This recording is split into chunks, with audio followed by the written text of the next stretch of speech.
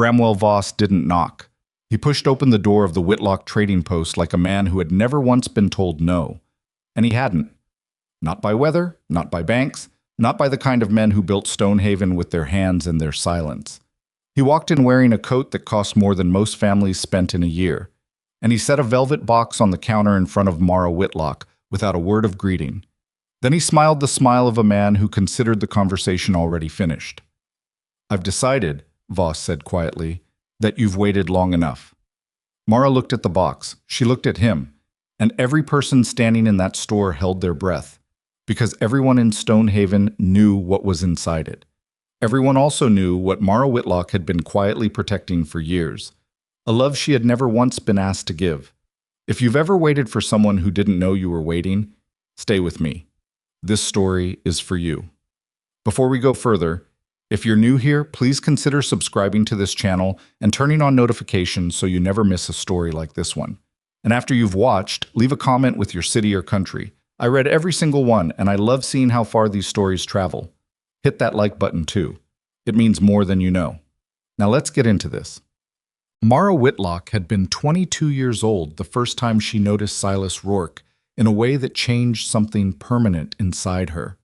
It wasn't a dramatic moment. That was the thing nobody would ever believe about it later, when the story of Mara and Silas became the kind of story Stonehaven told on cold evenings when people needed to remember that things could still turn out right.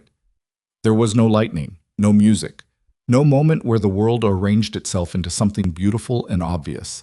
She had simply been standing outside her father's trading post, watching Silas Rourke coax a spooked mare back toward the hitching post after the animal had torn loose during a thunderstorm. The mare was lathered, rolling her eyes, absolutely convinced that dying was imminent. Half the men on the street had stepped back. One had suggested someone just shoot the thing before it hurt somebody. Silas had crouched down instead, not to catch the horse, just to get smaller, to stop being a threat. He'd stayed there in the mud, talking in a voice too low for Mara to hear the words, until the mare's nostrils stopped flaring and her head came down inch by inch, until she was pressing her nose against Silas's shoulder like she was apologizing.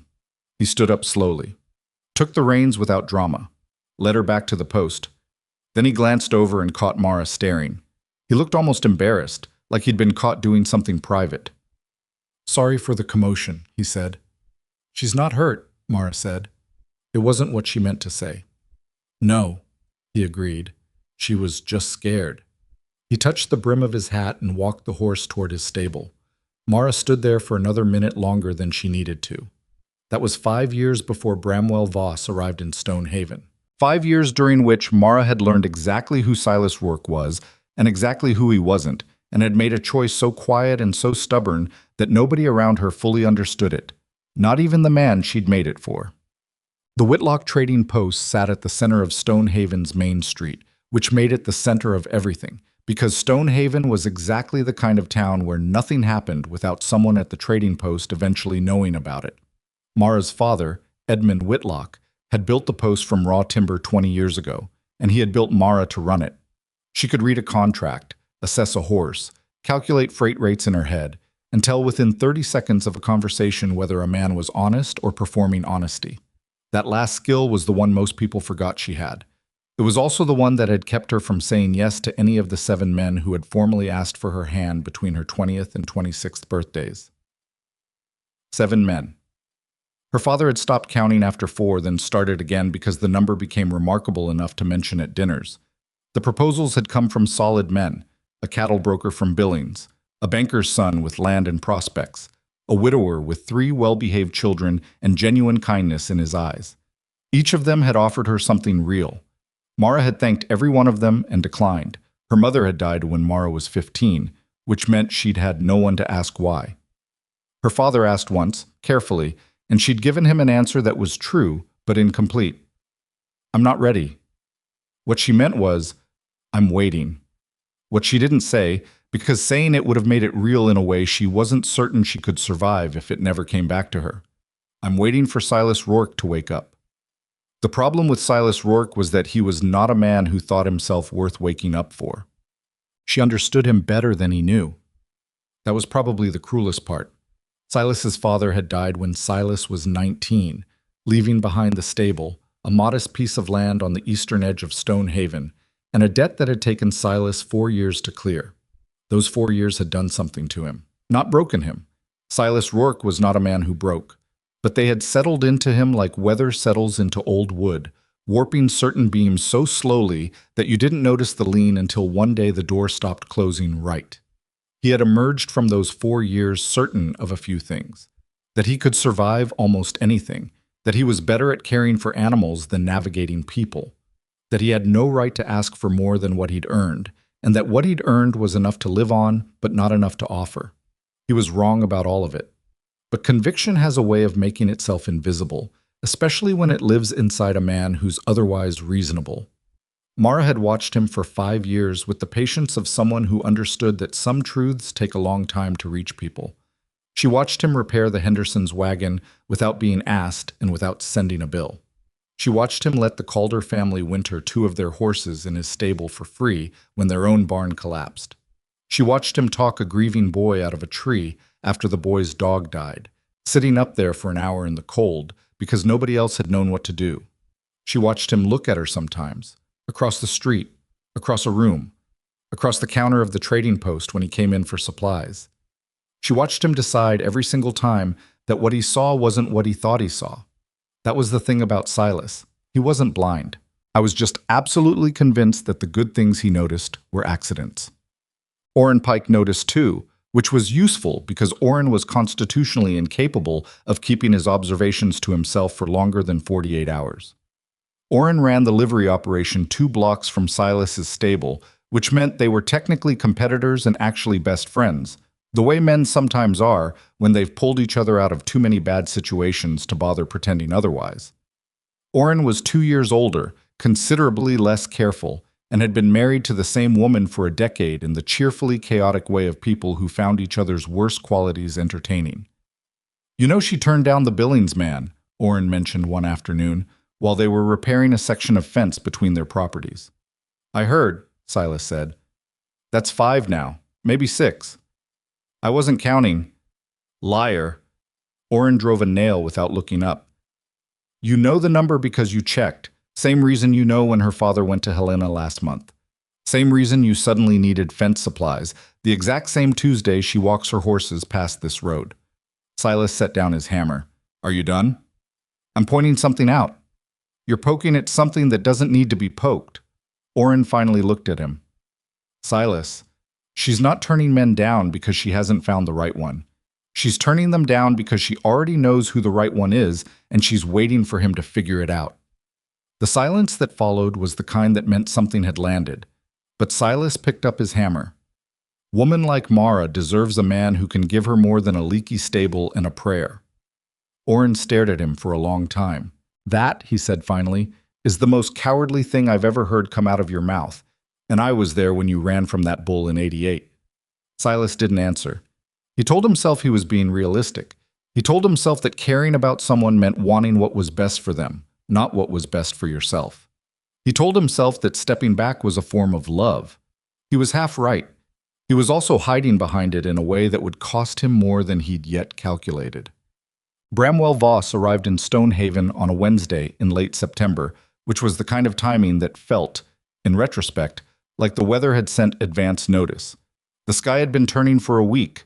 That particular Montana color that wasn't quite gray and wasn't quite blue, the color that meant the mountains were thinking about winter and hadn't decided how serious they intended to be yet. The aspen stands above the valley had gone gold. The mornings were sharp enough to sting. Voss rode in with 3 men behind him and a reputation that had arrived 2 weeks earlier through 3 separate conversations at the trading post.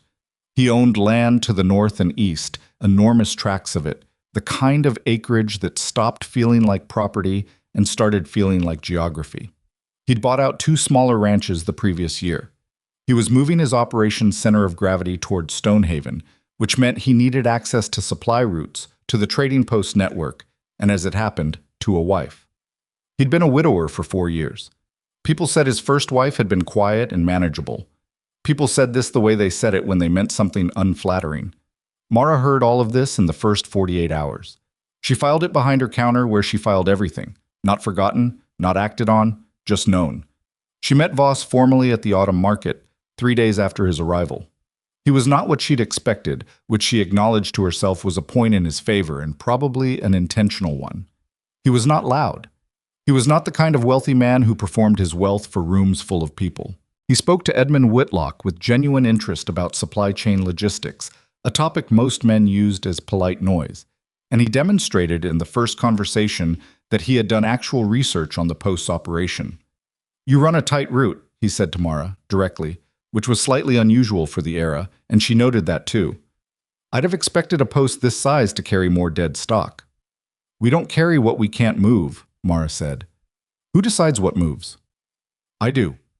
He studied her for a moment with an expression she couldn't immediately categorize. "Then I should have been talking to you from the beginning," he said. And he had continued talking to her for another 20 minutes about freight and supply lines. And every point he made was reasonable. And by the time the conversation ended, she understood that Bramwell Voss was a man who had learned that the most effective way to impress a practical woman was to be practical.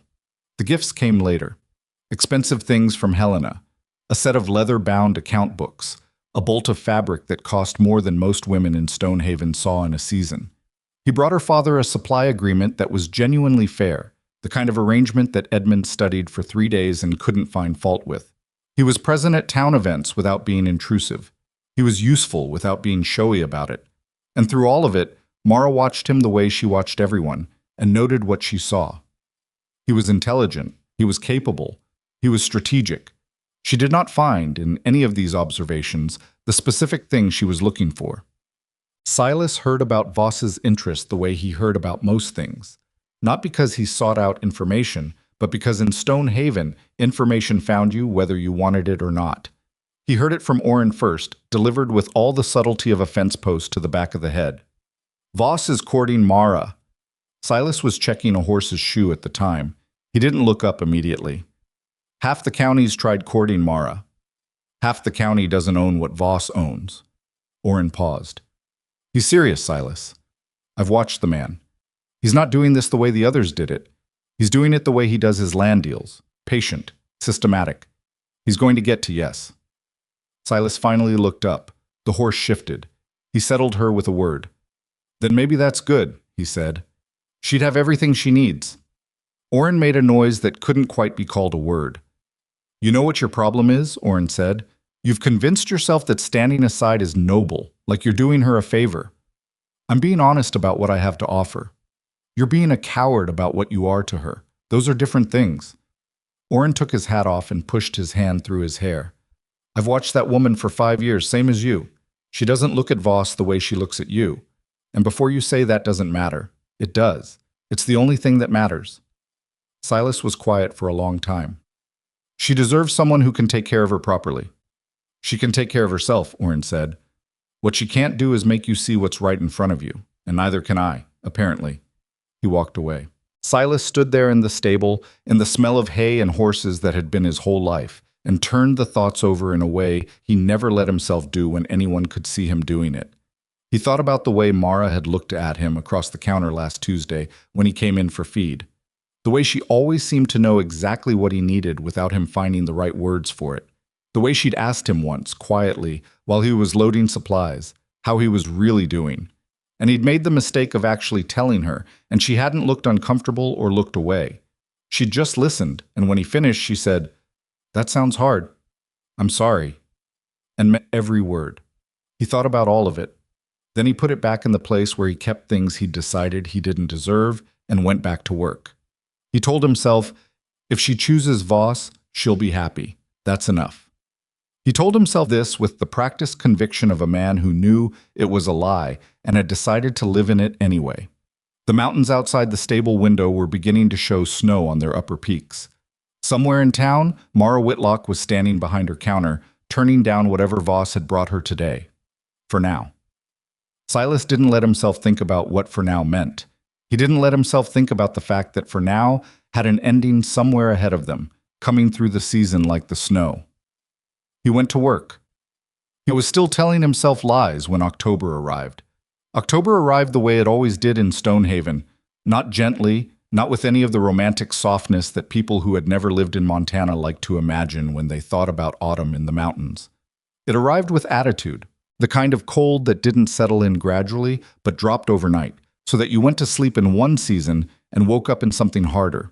The kind of wind that found the gaps in your coat no matter how well it fit.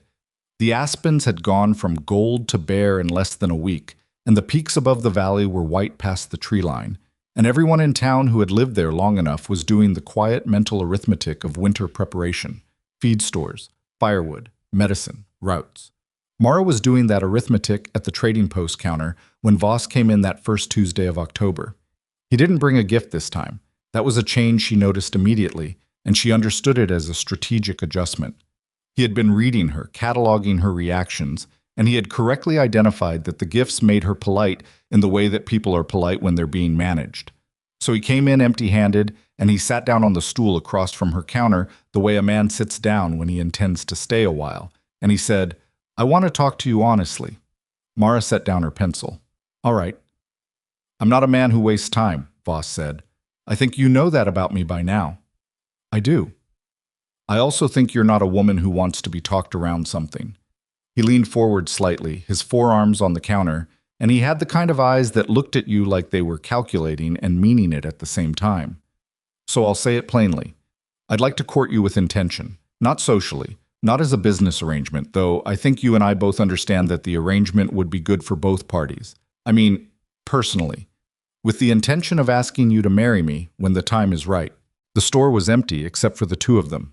Outside, the wind pushed against the window glass. Mara looked at him for a moment, not unkindly. "That's plain," she said. "Is it something you're willing to consider?"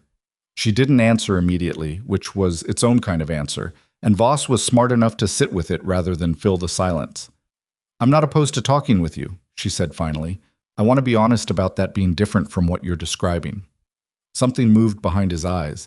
Not quite frustration, more like a man recalibrating. "Fair enough," he said. "I'll take talking." He left 15 minutes later, and Mara stood at the window and watched him go.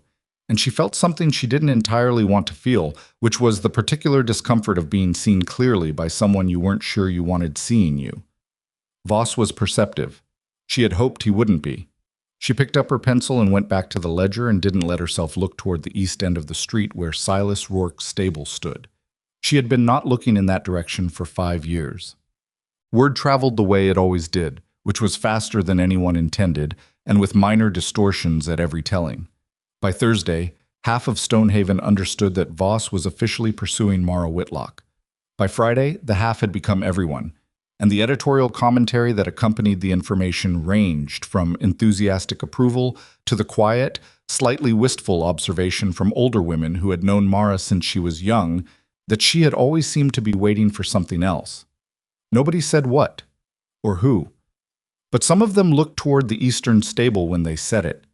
Edmund Whitlock heard the talk and said nothing to his daughter about it, which took more restraint than it looked like. Edmund was not an interfering man by nature, but he was a man who paid attention, and he had been paying attention to Mara's particular brand of patience for years with the specific helplessness of a parent who can see exactly what his child is doing and cannot make them stop without doing damage. He had liked Silas Rourke for a long time.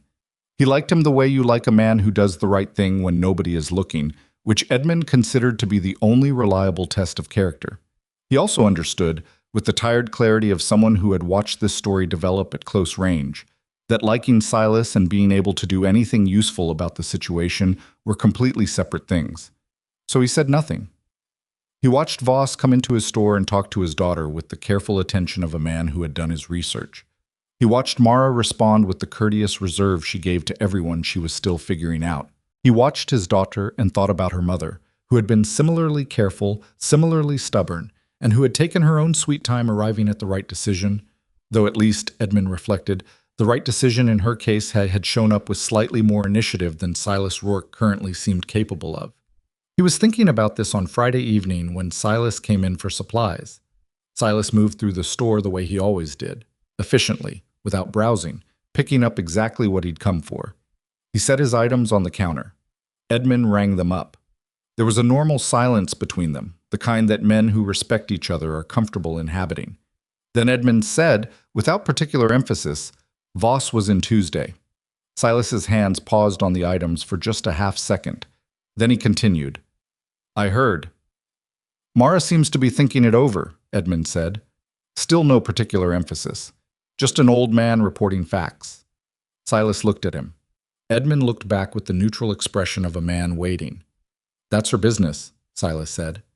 It is, Edmund agreed. He took Silas's money, made change. Then, as Silas was turning to go, She's 27 years old, Silas. She's been patient about a lot of things for a long time. Silas stopped with his back to the counter. A long pause. I know, he said. He walked out. Edmund watched him go through the window. Then he shook his head and went back to his own work because there was nothing else he could do. And he had learned a long time ago that some conversations have to happen between people without anyone else helping them along. Orrin Pike did not share Edmund's philosophical patience. He found Silas at the stable on Saturday morning while Silas was working through the feeding routine, and he stood in the doorway with his hands in his pockets and the look on his face of a man who had been holding something back and had reached the limit of his holding capacity. Voss is having supper at the hotel tonight, Orrin said. He's invited Edmund and Mara. Silas kept working. He poured feed into the nearest stall. The horse inside pushed forward immediately. Good for him, Silas said. He's proposing a supply partnership with Edmund, Orrin continued. That's the business reason for the supper. The other reason is that he wants to spend an evening in a formal setting with Mara so she can see what life looks like on his side of things. Smart move, Silas said. He meant it. Orrin stared at him. Are you honestly this calm right now? I'm working. You're hiding. Silas stopped, set down the feed bucket, turned around. Orrin. No, Orrin said, and there was something in his voice now that wasn't teasing, wasn't the familiar jab between old friends. Something tighter than that. I'm going to say this once, and then I'll leave it alone, I promise. But I need to say it. He stepped into the stable. I've watched you for 5 years convince yourself that the most decent thing you can do is stand back. And I've let you because I figured you'd get there eventually. But Voss isn't some local man she can keep turning down. He's going to put a ring in front of her that represents more security than she's been offered by anyone. And he's going to do it before the first snow, because that's the kind of man he is. He finishes what he starts. Silas looked at him. She's going to say no, he said. And he believed it when he said it, which was the worst part. Orrin was quiet for a moment. Why? Because she's Mara. She knows what she wants. Yes, Orrin said carefully. She does. My question is whether you understand what that means. The stable was very quiet. One of the horses shifted in her stall. Outside, the wind moved through the empty aspen branches. Silas picked up the feed bucket again. She deserves better than what I've got to offer, he said. That's not me feeling sorry for myself. That's me knowing the difference between what a woman like her needs and what I have. Orrin took his hat off, held it in his hands, looked at Silas with the expression of a man watching someone walk toward something avoidable. You know what she told my wife 3 years ago? He said. Clara asked her why she kept turning men down. And Mara said, and Clara told me this word for word because she thought I should know it. She said, because I already know what it feels like to talk to someone and have the whole room disappear. I'm not interested in settling for less than that. Silas didn't move. She said that, Orrin continued quietly now, after an afternoon she'd spent at your stable, helping you with that injured foal. Clara saw her come home. Said she looked like someone who'd had a good day. The feed bucket was very heavy in Silas's hand. Or maybe it wasn't the bucket. That doesn't mean... It means exactly what it sounds like, Orrin said. He put his hat back on. I promised I'd leave it alone after this, and I will. But I want you to think about something. You keep saying she deserves better. Better than what exactly? A man who shows up, who keeps his word, who can be trusted with the hard things. He moved toward the door. You've been measuring yourself against Voss's bank account, but Mara's not measuring you that way. The only person measuring you that way is you. He left. Silas stood in the stable for a long time without doing anything in particular. Then he went back to work, because it was the only thing he knew how to do when the thoughts got too loud. The supper happened. Mara came home afterward and sat at the kitchen table while her father made tea, an old habit, something they'd done together since her mother died. And Edmund didn't ask, just set the cup in front of her and sat down. After a while, Mara said, "He's a good man." Edmund wrapped both hands around his own cup. "He is. He's smart. He's practical. He has plans that make actual sense." "Yes." "And he looks at me like I'm a solution he's been looking for." She said this without bitterness, just observation. "Which I suppose is flattering in a particular kind of way." Edmund said nothing. "He's going to ask me," Mara said, "probably before November." The tea steamed between them. "What are you going to say?" Edmund asked. Mara turned her cup slowly in her hands. "I don't know yet." That was not entirely true, and they both understood it wasn't true, but it was the most honest thing she could say about the part of her that was still making room for a possibility. She couldn't quite bring herself to close off. She was 27. She had been patient for 5 years. She was not a woman who made decisions out of fear, but she was beginning to understand that there was a difference between patience and simply waiting for something that was never going to arrive. She went to bed thinking about Silas. She woke up thinking about Silas. This had been true for 5 years, and it was beginning to feel less like love and more like a slow-burning problem that she had not yet figured out how to solve. The following week brought the first real cold snap. Not the killing cold that came in January, but the kind of early November chill that reminded everyone in Stonehaven that the mountains were not decorative and the season changed on its own schedule without consulting anyone's preferences. Mara's younger brother, Caleb, was 23, cheerful in the reckless way of young men who have not yet had their recklessness properly tested, and he ran supply wagons for the trading post twice a month. He knew the mountain routes. He was good with horses. He was careful enough most of the time. Caleb was scheduled to drive the supply wagon through Black Elk Pass that Thursday. The wagon carried medicine, laudanum, carbolic, quinine, bandages, ordered by 2 families in the outlying settlement who had sick members and couldn't wait for better weather. It also carried winter provisions. It was the last run before the forecast changed. Wednesday night, the weather changed before the forecast did. Mara woke at 4 in the morning to whine she could hear through the walls, which meant something had shifted significantly in the mountains. She lay in the dark and listened and felt the specific unease of someone whose instincts are working properly and whose mind hasn't caught up yet. By 6, when Caleb came downstairs for breakfast ready to drive, the sky was doing something complicated that old-timers described as getting its mind made up. "You should wait," Mara told him. Caleb looked out the window. "It might not come to anything. It might come to everything." He ate his breakfast and looked at the sky again. "The families need that medicine, Mar. The Eldridges have 3 sick kids and Mrs. Calder's been down 2 weeks. Mara knew. She had packed the medicine herself. "Wait 1 day," she said. "See what it does." But the morning held, and the sky stayed uncertain rather than committed. And Caleb made the decision that young men make when they're weighing real need against theoretical danger. He hitched the horses. He loaded the wagon. He kissed his sister on the cheek and told her he'd be back before dark. He drove north toward Black Elk Pass at 9:30. By noon, the storm that had been making up its mind in the mountains made it up decisively. And it did not make a small decision. Mara was at the counter when she heard the wind shift, the particular sound of air being pushed in front of something significant. And she went to the door and looked north and felt the cold hit her face like something physical and deliberate. The sky above the pass was the color of an old bruise. Already. That fast. She went back inside. Her father looked at her. "Caleb went through this morning," she said. Edmund's face did the thing it did when he was calculating and didn't like what the numbers were telling him. "He knows the pass," Edmund said. "He knows the pass in normal weather." She picked up her coat. "I need to—" She stopped. She didn't know what she needed to do, which was the worst feeling she'd had in years, because Mara Whitlock was a woman who almost always knew what needed doing. She couldn't drive after him. A single rider was more vulnerable in a mountain storm than a wagon, counterintuitive as that sounded, and she knew it. She couldn't send anyone across Black Elk alone. She couldn't stand here and do nothing, and doing nothing was exactly what every reasonable assessment of the situation told her she had to do. She went to find Voss. It was a reasonable decision. He had men, resources, the kind of organizational capacity that made him useful in a crisis. She found him at the hotel, and she explained the situation with the brisk economy of someone who doesn't have time to soften information. Voss listened, frowned, looked at the sky through the hotel window. "The pass is going to be impossible by nightfall," he said. "It might not be yet." "The risk to my men—" "Caleb is out there," Mara said. Voss looked at her. There was something in his expression she didn't like, and she was honest enough with herself to recognize that what she didn't like about it was that it was rational.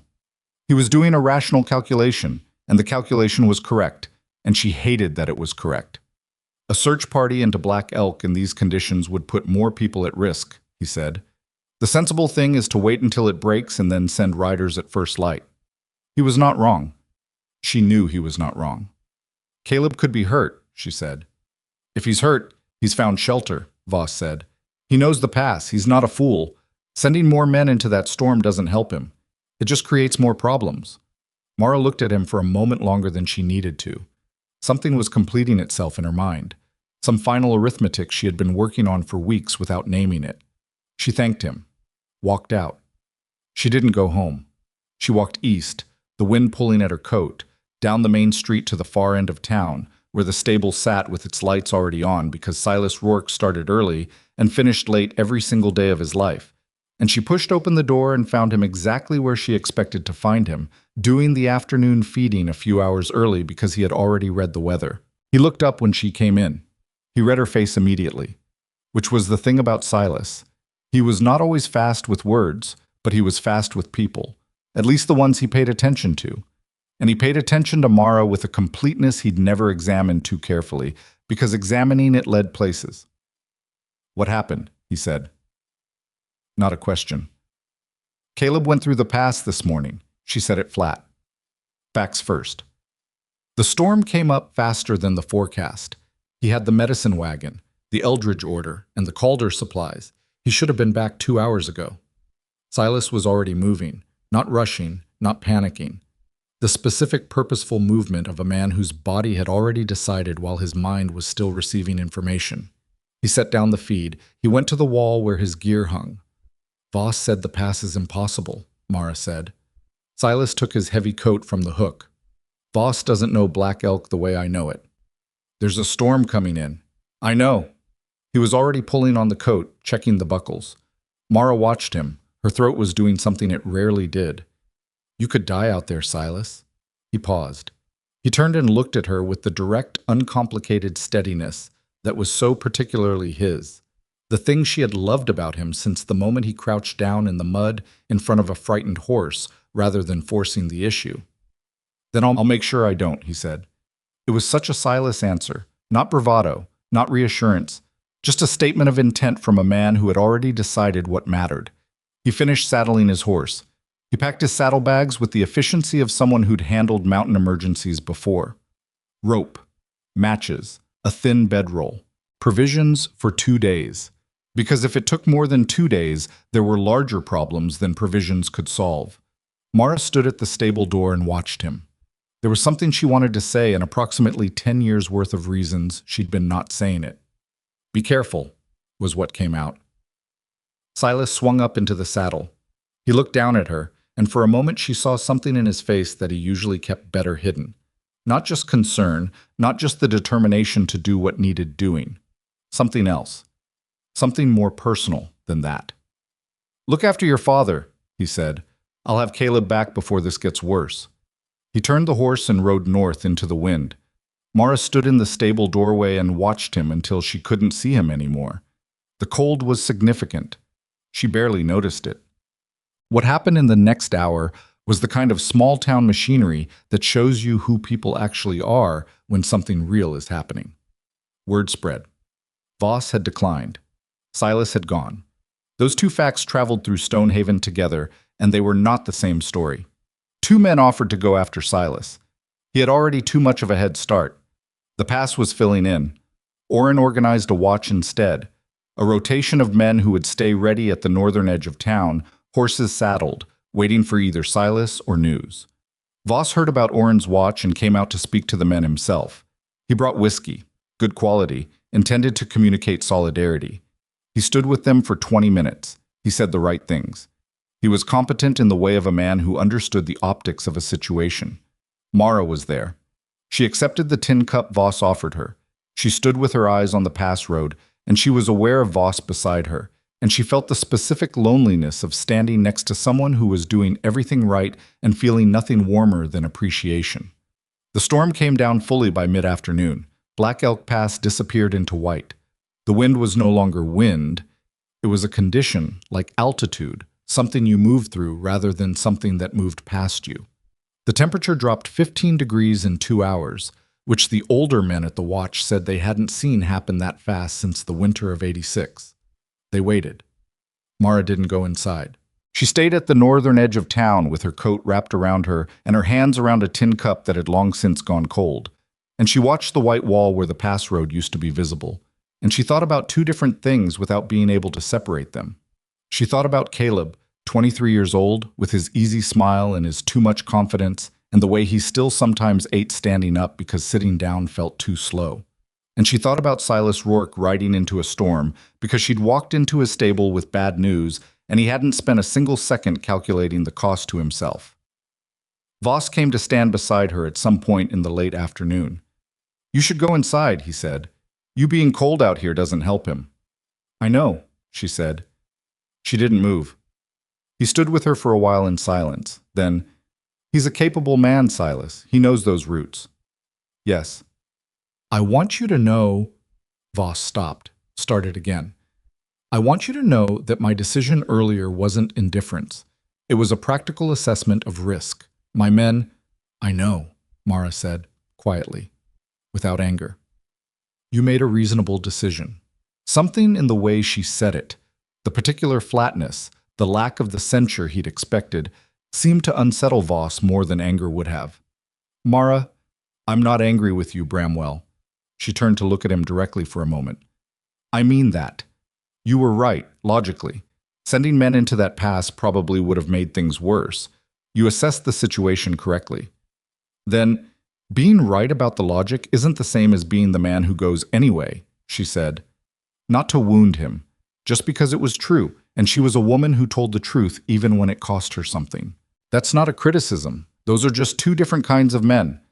Voss was quiet for a long time. He was smart enough to understand what she was actually saying, and smart enough to understand there was nothing he could do about it. And she watched the understanding settle in his face with something that almost looked like a specific and private defeat. He didn't push. He got himself more whiskey, and he stayed at the watch. And he did not say anything else that night that she would remember later. Night came early. It always did this time of year. The torches went up along the northern edge of town, Oren's idea, so that anyone coming down from the pass in the dark would have a bearing. The wind howled through gaps in buildings and between men's coats and underneath the edges of doors, the particular relentless howl of a mountain storm that has gotten serious about itself. Edmund came at some point with food wrapped in cloth, still warm. He didn't tell Mara to come inside. He just handed her the food and stood beside her for a while. At 9:30, someone at the far edge of the torch line shouted. Mara was moving before she'd consciously registered what she heard, some signal below words, some frequency that the body responds to before the brain issues the instruction. She pushed through the group of men toward the road. Out of the dark and the driving snow, a horse appeared, exhausted, head low, moving with the specific labored effort of an animal that has given everything and is running on nothing but forward momentum. Behind the horse, trailing on a rope, was a rough drag constructed from wood, boards lashed together at irregular angles, clearly improvised in conditions that didn't favor careful construction. On the drag was Caleb Whitlock, wrapped in everything Silas had packed, conscious but only barely. And beside the horse, on foot, leading it rather than riding because the horse was carrying too much already, was Silas Rourke. He was coated in ice and moving at the specific pace of a man who has been moving for a very long time and has stopped being aware that he has a choice about whether to stop. Mara reached him before anyone else. She got her hands on his arm and he stopped. He looked at her, and for a moment she wasn't sure how much he was seeing because his eyes had the particular flatness of severe exhaustion where the person is still functioning but is operating somewhere below conscious processing. "He's alive," Silas said. His voice was rough with cold. "His ankle's bad. Maybe broke. Wagon's gone. Went into the East Ravine. I got the medicine. He nodded toward the drag, where beside Caleb a wrapped bundle was strapped securely. Saved what I could. Silas? I'm all right, he said, which was not entirely true, but was true enough to be useful. Make sure Caleb gets warm. The men around them were already moving, Caleb being lifted, carried, brought toward the nearest lit building. Orrin was directing things with the brisk competence of someone whose organizational instincts kick in when the situation demands it. Silas let go of the horse's reins. He didn't fall, but he used the horse's neck briefly in a way that made clear his legs were having a conversation with him that he was not fully winning. Mara put her arm through his, and she did not ask his permission, and he didn't argue. She walked him toward light and warmth, and she felt him lean into her just slightly. Not dramatically, not consciously, just the subtle weight of a man whose body had made a decision that his pride hadn't caught up with yet. And she thought about Voss standing in the cold making the right calculations. And she thought about Silas riding into a storm because she'd walked into his stable with bad news. And the difference between those two things was not complicated and was not small. It was, in fact, everything. She got him through the door of the nearest building, the hotel, warm from the lobby fire, and she sat him down in the closest chair, and she was taking his coat off with hands that were not entirely steady, and she became aware at some point that there were people around them and that one of them was Voss, standing a few feet away watching this with the expression of a man who is completing a calculation he had hoped would come out differently. Silas looked up at her. His face was red with windburn, and he had ice in his hair, and he was quite possibly the least dramatic-looking hero she had ever seen, which seemed right, because that was also exactly who he was. I said I'd be back before it got worse, he said. It got worse, she told him. I was close enough. A pause. A flicker of something in his eyes that was almost a smile. How's Caleb? He'll be fine. Her voice did something she hadn't authorized it to do. Thanks to you. Silas looked away. Out of reflex, she suspected. The old habit of deflecting anything that felt like being seen too clearly. She didn't let him. She put her hand on his jaw and turned his face back toward her. It was a gesture she hadn't planned and couldn't fully explain, and it surprised them both in the particular way of things that are true before they're said. She wasn't giving him anything, not yet. She wasn't making any declaration, she was just refusing to let him look away from her. Silas looked at her, and whatever he saw in her face did what 5 years of patience and 7 declined proposals and 110 careful conversations had not quite managed to do. She watched it land. She watched something shift behind his eyes, not dramatically, not all at once, but like a door that has been closed for a long time beginning to recognize that there might be a reason to open. She let go of his face. She got him a blanket from the woman who ran the hotel, who brought it without being asked because everyone in that lobby understood that something was happening and that the appropriate response was practical assistance. She sat beside him while he warmed up. And she was aware, without turning around, that Voss had moved away from them at some point, quietly, without announcement, with the dignity of a man who understood when a situation had moved past the point where his presence was useful. Outside, the storm pressed against the hotel windows. Silas's hands were wrapped around a cup of hot coffee that someone had provided, and the color was beginning to come back to his face, and Mara sat with her shoulder touching his, and thought about nothing in particular except that she was exactly where she wanted to be. She had been waiting for 5 years. She was not done waiting yet, not quite. There were still things that needed to be said aloud, and they hadn't been said yet, and Silas Rourke still had approximately one conversation left to have with himself before he arrived at the door. She had been holding open since the morning she watched him crouch in the mud for a frightened horse. But something had changed tonight. She could feel it in the way he sat beside her, not pulling away, not managing the distance between them with the careful unconscious choreography he'd been performing for 5 years. Just sitting, present, like a man who has finally, after a very long time in the cold, come inside. The storm raged on. Inside the hotel lobby, Silas Rourke drank his coffee, and Mara Whitlock sat beside him, and the silence between them was the warmest thing in the building. Silas slept for 14 hours. Mara knew because she checked, twice. Not obviously. She was not a woman who stood in doorways watching people sleep, or at least she told herself she wasn't. But she had reasons to be in the vicinity of the room the hotel had given him, and she used those reasons with the efficiency of someone who had gotten very good at doing one thing while appearing to do another. The first time she was bringing extra blankets that Clara Pike had sent over from the livery house. The second time, she was returning a cup. Both times, she pushed the door open an inch and listened to the particular quality of silence that meant someone was deeply, finally, genuinely unconscious. And then she closed the door and went back to her brother. Caleb was at the Whitlock house, his right ankle wrapped and splinted by Doc Hargrove, who had confirmed it was broken clean and would heal right if Caleb kept his considerable personality horizontal for the next 6 weeks. Caleb had greeted this news with the injured dignity of a young man confronting his first real limitation, and then had asked 3 separate times whether the medicine had made it through, and each time Mara had told him yes, Silas got it through, and each time Caleb had been quiet for a moment with the expression of a person doing private accounting. Edmund sat beside Caleb's bed through most of the night. He didn't sleep much.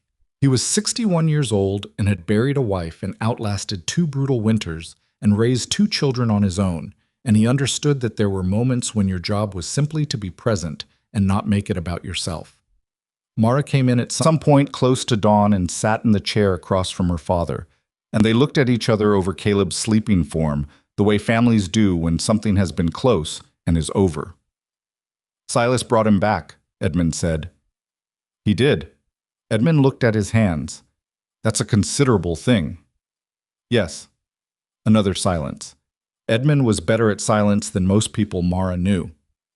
Boss came to see me last night, Edmund said, after you'd gone.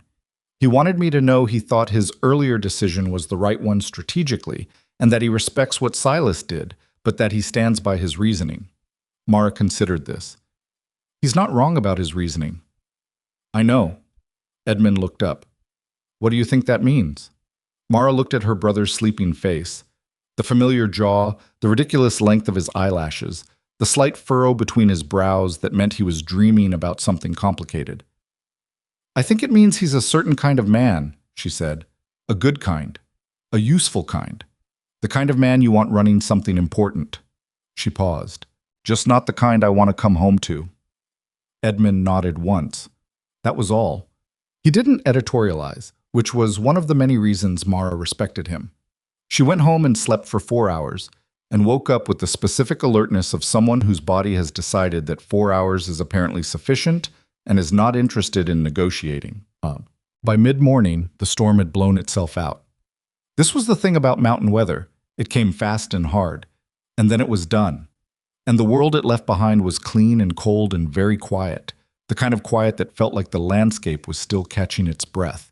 The snow had accumulated 8 inches on the level, more in drifts, and the main street of Stonehaven was a project of shovels and boots, and the general collective labor of a community that understood winter as something you dealt with together or not at all.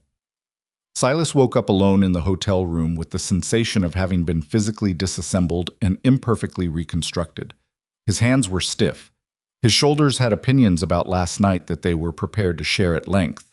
The windburn on his face had tightened overnight into something that felt like wearing a mask one size too small. He lay on his back for a minute and conducted a quiet inventory of damages, decided nothing was broken, and got up. He dressed in the clothes someone had dried by the fire overnight. He looked out the window at the white street and felt the particular complex quiet of a man who had done something difficult and survived it, and was now required to re-enter normal life. He was halfway down the hotel stairs when Orrin appeared at the bottom of them. Orrin looked him up and down, the way you look at something that came back from somewhere it might not have. You look terrible, Orrin said. Good morning to you too. Caleb's going to be fine before you ask. Doc says clean break, 6 weeks, full use after. Good. Silas reached the bottom of the stairs. The medicine? Delivered this morning. Mara took it herself, soon as the roads were passable. Orrin paused. She organized the delivery, borrowed 2 horses from my livery, and drove out to both families before 8. Silas almost smiled. Of course she did. The Eldridge kids are going to be fine too, by the way, in case you were wondering whether it was worth it. I wasn't wondering, Silas said. Orrin looked at him for a long moment. How are you, actually? Sore. That's not what I asked. Silas met his eyes. The hotel lobby was empty except for the woman at the desk, who was politely absorbed in her ledger. Outside, the sound of shovels on packed snow came through the walls in a steady rhythm. I'm thinking, Silas said.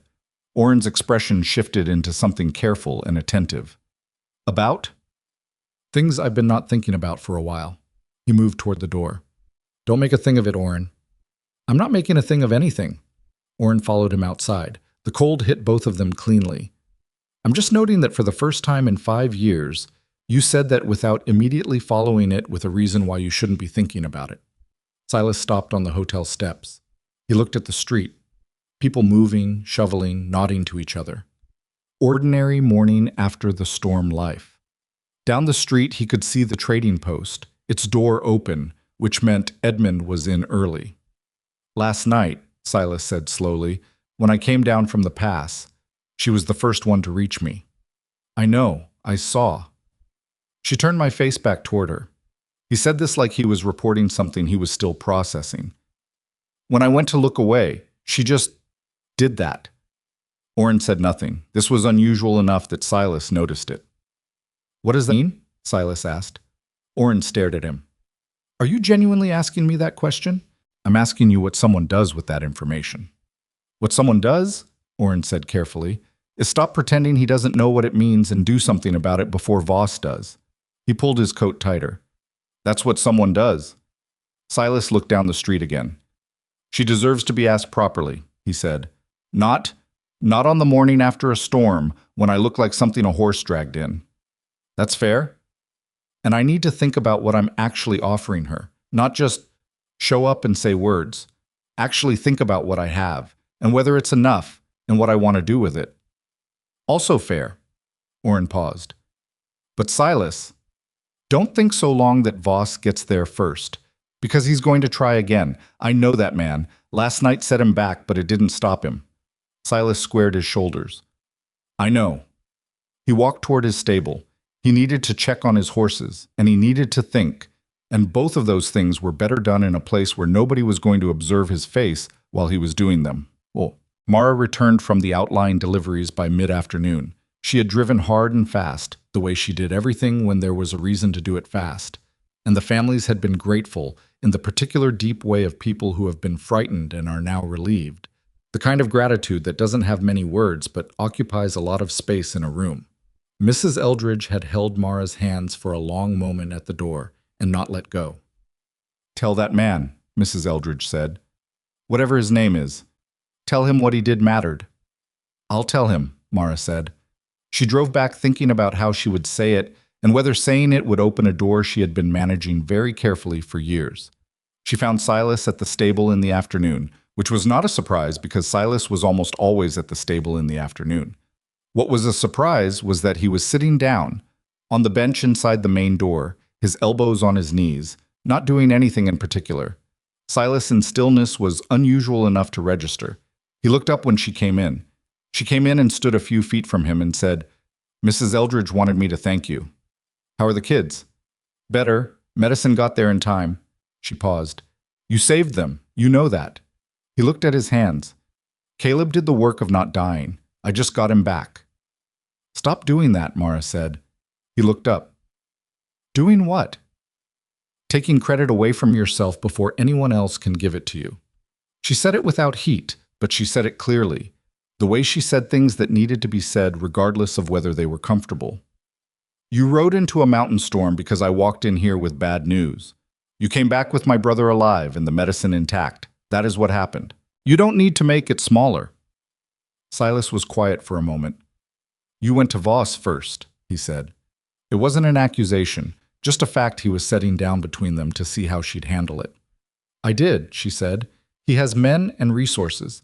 It was a logical place to go. And? And he made the correct strategic assessment. She held Silas's gaze. He said the pass was too dangerous, and he was right. Sending men in would have made things worse, most likely. But he's not you. She said it simply. That's not a criticism of him, Silas. He's a competent man. He made a reasonable decision. But when I walked in here and told you Caleb was out there, you didn't do a calculation. You just moved. She paused. That's the difference. Silas looked at her for a long time. She let him look. I'm not a brave man, he said finally. I'm just a man who can't stand to leave things undone.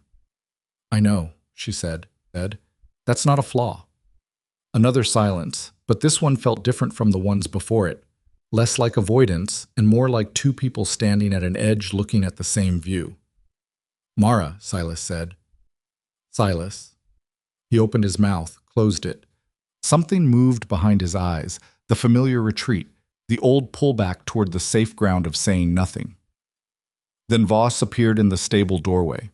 He didn't barge in the way he'd walked into the trading post weeks ago. He knocked on the frame and waited, which told Mara he had measured the moment and chosen a different approach. "Sorry to interrupt," he said, in the tone of a man who is not entirely sorry but is choosing courtesy anyway. His eyes moved between them with the quick assessment he brought to everything. "Silas, I wanted to speak to you." Silas stood. "Voss?" Voss came inside. He looked at Silas directly, which Mara noticed. No posturing, no territorial performance. "What you did last night was remarkable. I want to say that plainly and without qualifications." Silas nodded once. "Caleb's a good kid." "He is, and that medicine is going to matter to two families that couldn't have waited." Voss paused. "My assessment of the past was correct as a calculation. But I've been thinking since last night that there are moments when the correct calculation is not the right response. I'm still not sure I was wrong, exactly. But I'm aware that you did something I didn't, and I'm not comfortable pretending I didn't notice." This was, Mara thought, one of the most honest things she'd heard Voss say. It cost him something to say it, and he said it anyway, and she gave him credit for that in the private ledger she kept. Silas looked at him. "I appreciate that." Voss nodded. He turned to Mara, and his expression changed just slightly. Not dramatically, but she saw it. The particular shift of a man who has been doing arithmetic and arrived at an answer he didn't want. "I'd like to speak with you this evening, if you're willing," he said to her. "Not a supper, just a conversation." She looked at him for a moment. She understood what the conversation was going to contain. "All right," she said. "Come to the post at 7. He thanked her. He left.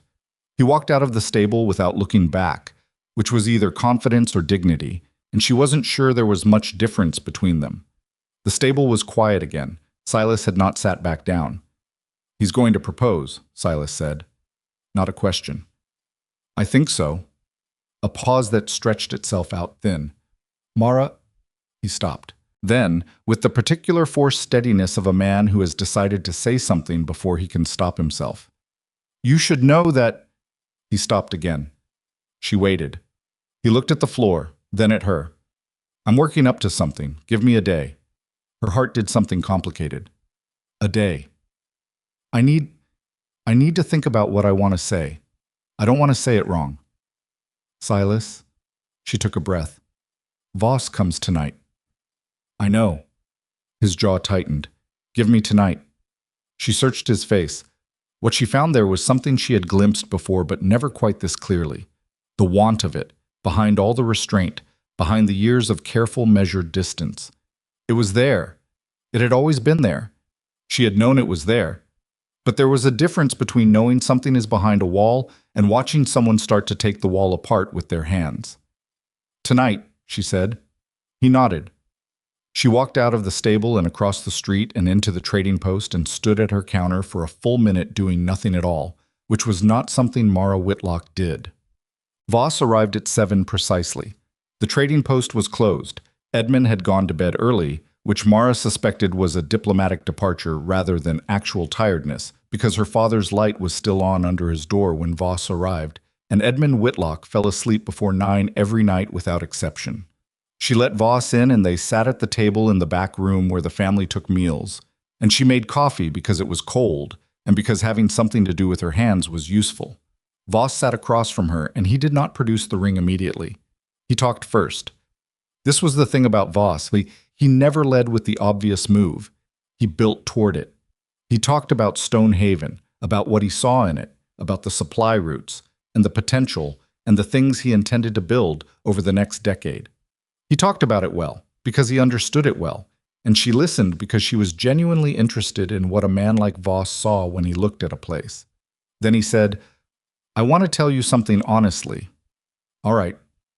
"I came to Stonehaven with a list," he said. "Not literally, but in my mind. What I needed in a practical, intelligent, capable of managing complexity, not interested in the performance of things, only the substance. He looked at her steadily. You are everything on that list. That sounds like a business assessment, she said. It's partly a business assessment, he agreed.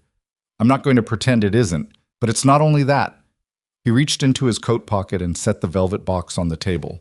It was the same one from weeks ago. She recognized its shape. I also find myself looking forward to talking with you, more than I look forward to talking with most people, which for me is not a small thing. She looked at the box. I'm not going to tell you it's been what you might call a courtship full of poetry, he said. That's not what I do. But I'd like the chance to build something with you, something substantial, and I believe you would find that worthwhile. He opened the box. The ring inside was not ostentatious. She would give him that. It was simple for what it was, a clear stone, good setting, the kind of thing chosen by someone who had paid attention to what the recipient actually valued. She noted this. She noted everything. She looked at it for a moment. Then she said, Bramwell, can I ask you something first? Yes. Last night, when Silas came back, did you watch the room? The people? He frowned slightly. I was there, yes. Did you notice how the town reacted to him? A pause. I noticed. And did you notice the difference between how they looked at you and how they looked at him? His jaw tightened almost imperceptibly. Mara, I'm not saying this to be cruel, she said. I'm saying it because I think you're a man who prefers honesty over kindness when they're in conflict, and I want to respect that about you. She folded her hands on the table. You did everything right, Bramwell. Every single step. The gifts, the conversations, the proposal. You did all of it correctly. And I am, genuinely, not sure I've met a man more capable of building exactly the life you're describing. He was very still. But, she said. But, he repeated. I have been in love with someone else for 5 years, she said. And last night, something happened, and I owe it to myself, and to you, and to him, to see what's on the other side of it before I can honestly answer any question you put to me. The silence in the back room was significant. Voss looked at the ring in the box. Then he closed the box slowly. Silas Rourke, he said. Yes. He nodded once. Not a nod of acceptance exactly, but of a man integrating information that he had perhaps suspected and now had confirmed. He knows? Voss asked. He's working up to knowing, she said. Which is Silas. Something moved through Voss's expression. Complex, not entirely pleasant, but honest. He doesn't understand what he has. He understands it, she said. He just doesn't believe he deserves it. Those are different problems. Voss was quiet for a long moment. He picked up the box and put it back in his pocket. I want to be clear about something, he said. I'm withdrawing the question tonight, not permanently. I will. I need to know, Mara, one way or the other. If Rourke cannot find it in himself to do what needs doing, I'd like the opportunity to ask again. She looked at him. That's fair. How long? He said. She thought about it. Give me until the end of the month. Voss looked at her for a moment with the measuring eyes she had come to recognize. Then he stood. The end of the month, he said. He thanked her for the coffee. He left with more dignity than most men would have managed, and she sat at the table for a while after he was gone and thought about what the end of the month meant and whether she had made a mistake, and decided she hadn't. The next morning, Mara went to the stable. She went early, before the town was fully awake, before the light was fully established in the sky, because she had a thing to say, and she wanted to say it before the rest of the day arrived with its opinions. She found Silas already there. She always found Silas already there, which she had stopped finding remarkable years ago and had simply absorbed as a fact of the world. And he looked up when she came in with the specific alertness of someone who had been expecting her. Voss came, she said. I know. He was brushing down a horse, and he kept doing it, hands moving in the steady rhythm. What did you say? I told him the truth. She stopped a few feet from him. I told him I've been in love with someone else for 5 years. Silas stopped brushing. The stable was very quiet. Mara, he said, let me finish. She had thought about this on the walk over, what order to say things in, how much to give him, and how much to hold back. She had decided to give him all of it because she was tired of partial measures. I told him that last night something shifted and I owed it to myself to see what was on the other side of it. He gave me until the end of the month. Silas set down the brush. He turned to face her fully. The end of the month, he said. Yes. His face was doing several things at once. The old familiar caution was there, but there was also something else, something that had been there last night when she turned his face back toward her in the hotel lobby, something that was getting harder for him to manage behind all his usual careful containment. That's 2 weeks, he said. I know how long a month is, Silas. He almost laughed. Not quite, but almost. What do you want from me? He asked. It came out rougher than she thought he intended. I want you to tell me the truth, she said, whatever it is. If you don't, if what I think has been there isn't what I think it is, then I need to know that too. Because I have been patient for 5 years, and I am still patient, but I am not going to be patient forever. Silas looked at her with the full intensity of a man who has stopped managing his own expression. You know what the truth is, he said quietly. I want to hear it. He stepped toward her. Not dramatically. Silas did nothing dramatically, but deliberately, with the specific intention of a man who has decided to close a distance that he has maintained for years.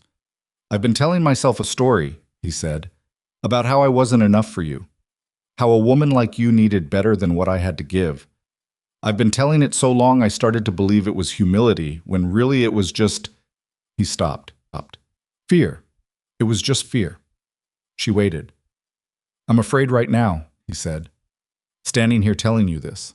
I'm still afraid. I know, she said, but I'm more afraid of watching you marry someone else because I was too scared to say what's been true since before I understood what to do with it. He was very close now, close enough that she could see the windburn still on his face from the night before, the tiredness still in his eyes, all the undramatic, unpolished reality of who he was. I love you. I've loved you for years, and I made you wait for it because I didn't believe I was worth giving it to. The morning was very still around them. You were worth it, she said. Her voice was steadier than she felt, which was not entirely steady. You have always been worth it. He looked at her like a man who has been told something in a language he understands but is never expected to hear directed at himself. I don't have what Voss has, he said. I can't offer you...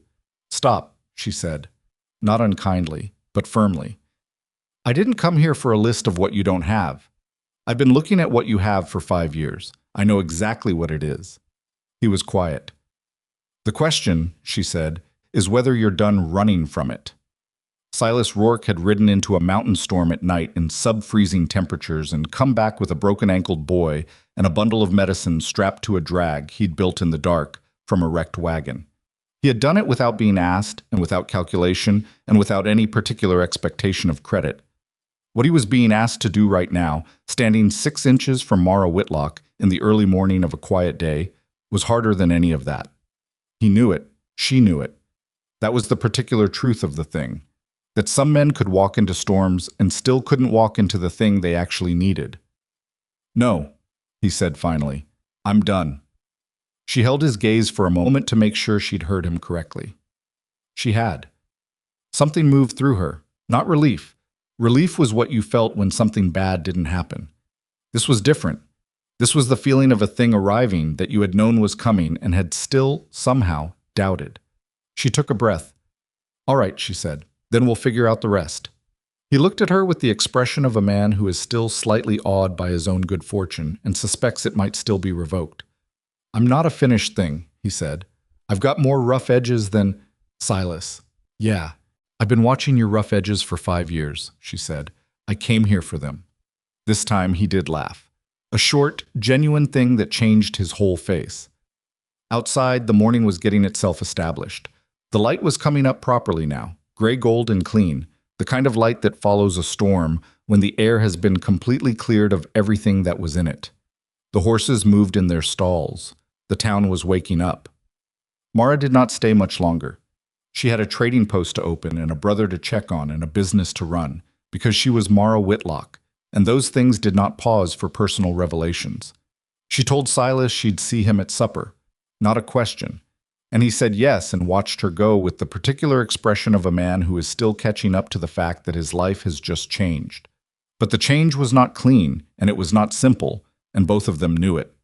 There was still the matter of Voss's deadline and what it meant, and the fact that saying words in a stable was not the same as saying them in a way that could not be taken back or shuffled back into the shadows the next time Silas woke up at 3 in the morning and started cataloging his inadequacies. Mara knew him well enough to know that. She had 5 years of watching him do exactly that. He was going to need to show up in a way that was public and permanent and impossible to retreat from. He didn't know that yet. She was going to let him figure it out. She was patient. She had been patient for 5 years. She could be patient for 2 more weeks. What she could not be, she had decided, standing in that stable in the early morning light with his voice still in her ear saying, "I love you," like someone testing whether the floor would hold his weight, was quiet about what she needed. She had been quiet about it for years, and it had cost her exactly nothing but time, and time was the one thing she was no longer prepared to spend freely. So she walked back to the trading post with the morning cold on her face and the particular feeling of someone who has opened a window that has been shut too long. And she opened the front door of the post and hung up her coat and started the day. 2 days passed, then 3. Silas came to the post each morning for supplies he didn't entirely need, and he stayed a few minutes longer than necessary, and they talked about practical things with a new undercurrent that everyone in the store could feel, but nobody mentioned because Stonehaven was small enough that its inhabitants had developed very good manners about certain categories of obvious information. Orrin noticed. He said nothing, which cost him enormously, but he had made a promise and he kept it. Edmund noticed. He also said nothing. He made extra coffee. Caleb, confined to his bed with his broken ankle and too much time to think, asked his sister on the 3rd morning with the blunt curiosity of a younger sibling who has no patience for subtlety. "Did something happen with Silas?" "Why do you ask?" "Because he comes in here every morning looking like a man who's trying to work up to something, and you look like a woman waiting to see if he makes it." Mara looked at her brother. "Mind your ankle," she said. Caleb grinned. "So yes." She walked out of the room, which he correctly interpreted as confirmation. The days were cold and clear. The post-storm quiet that Stonehaven settled into was the particular productive quiet of a place digging out and restocking and preparing for the next thing. Voss was around. He was always around, running his operations with the brisk competence she had come to expect from him. But he maintained a careful distance from Mara that she recognized as deliberate and that she respected. He was waiting. She was waiting. Silas, across the street, was doing whatever Silas did when he was trying to find his way to the thing he needed to do. On the 5th day after their morning conversation, Orrin appeared at the trading post counter with the expression of a man who has been maintaining a promise past the point of comfort. "I said I'd leave it alone," he told Mara, "and I have. But I want you to know, because I think you should, that he's been up since 4 every morning this week. I can see his stable light from the livery. He's working. Not because anything needs doing, because he's thinking and he can't think without his hands moving." Mara absorbed this. "Thank you, Orrin. I'm not saying anything else about it." "I know. Thank you." He left.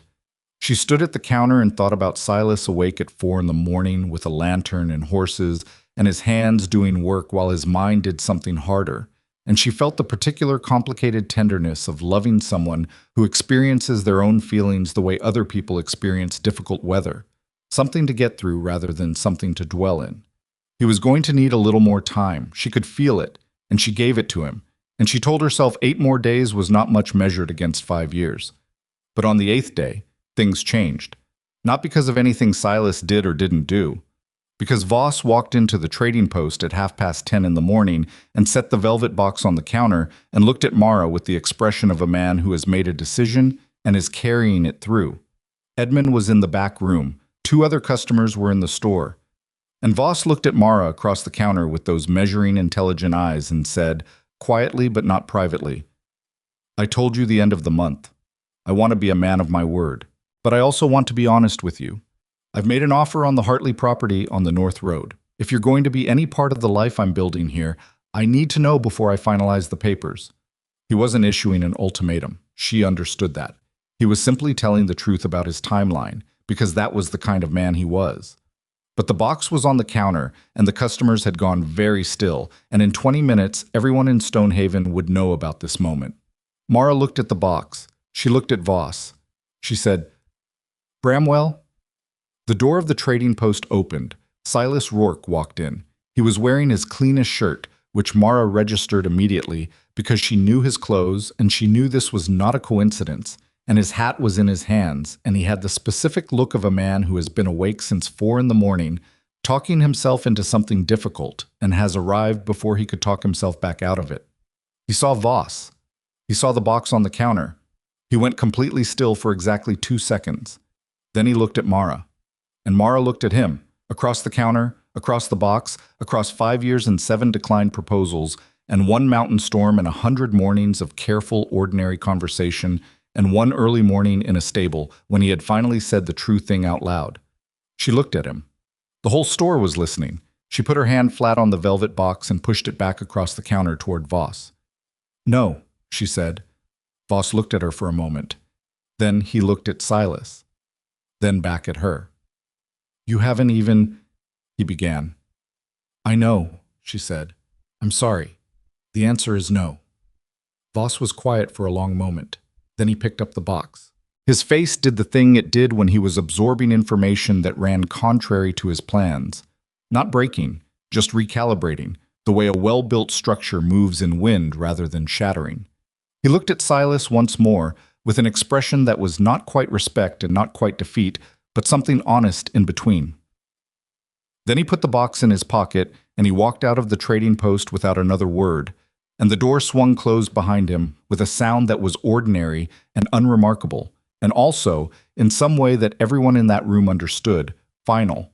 The 2 customers discovered urgent reasons to be at the far end of the store. Mara came around the counter.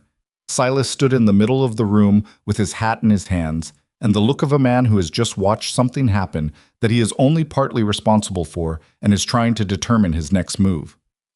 "You came," she said. "I was going to wait," he said, "and then I couldn't wait anymore." He looked at her directly.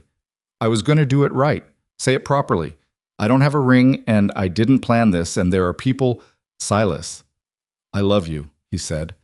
"I've said it once, and I want to keep saying it until it sounds like I've been saying it my whole life, because I should have been."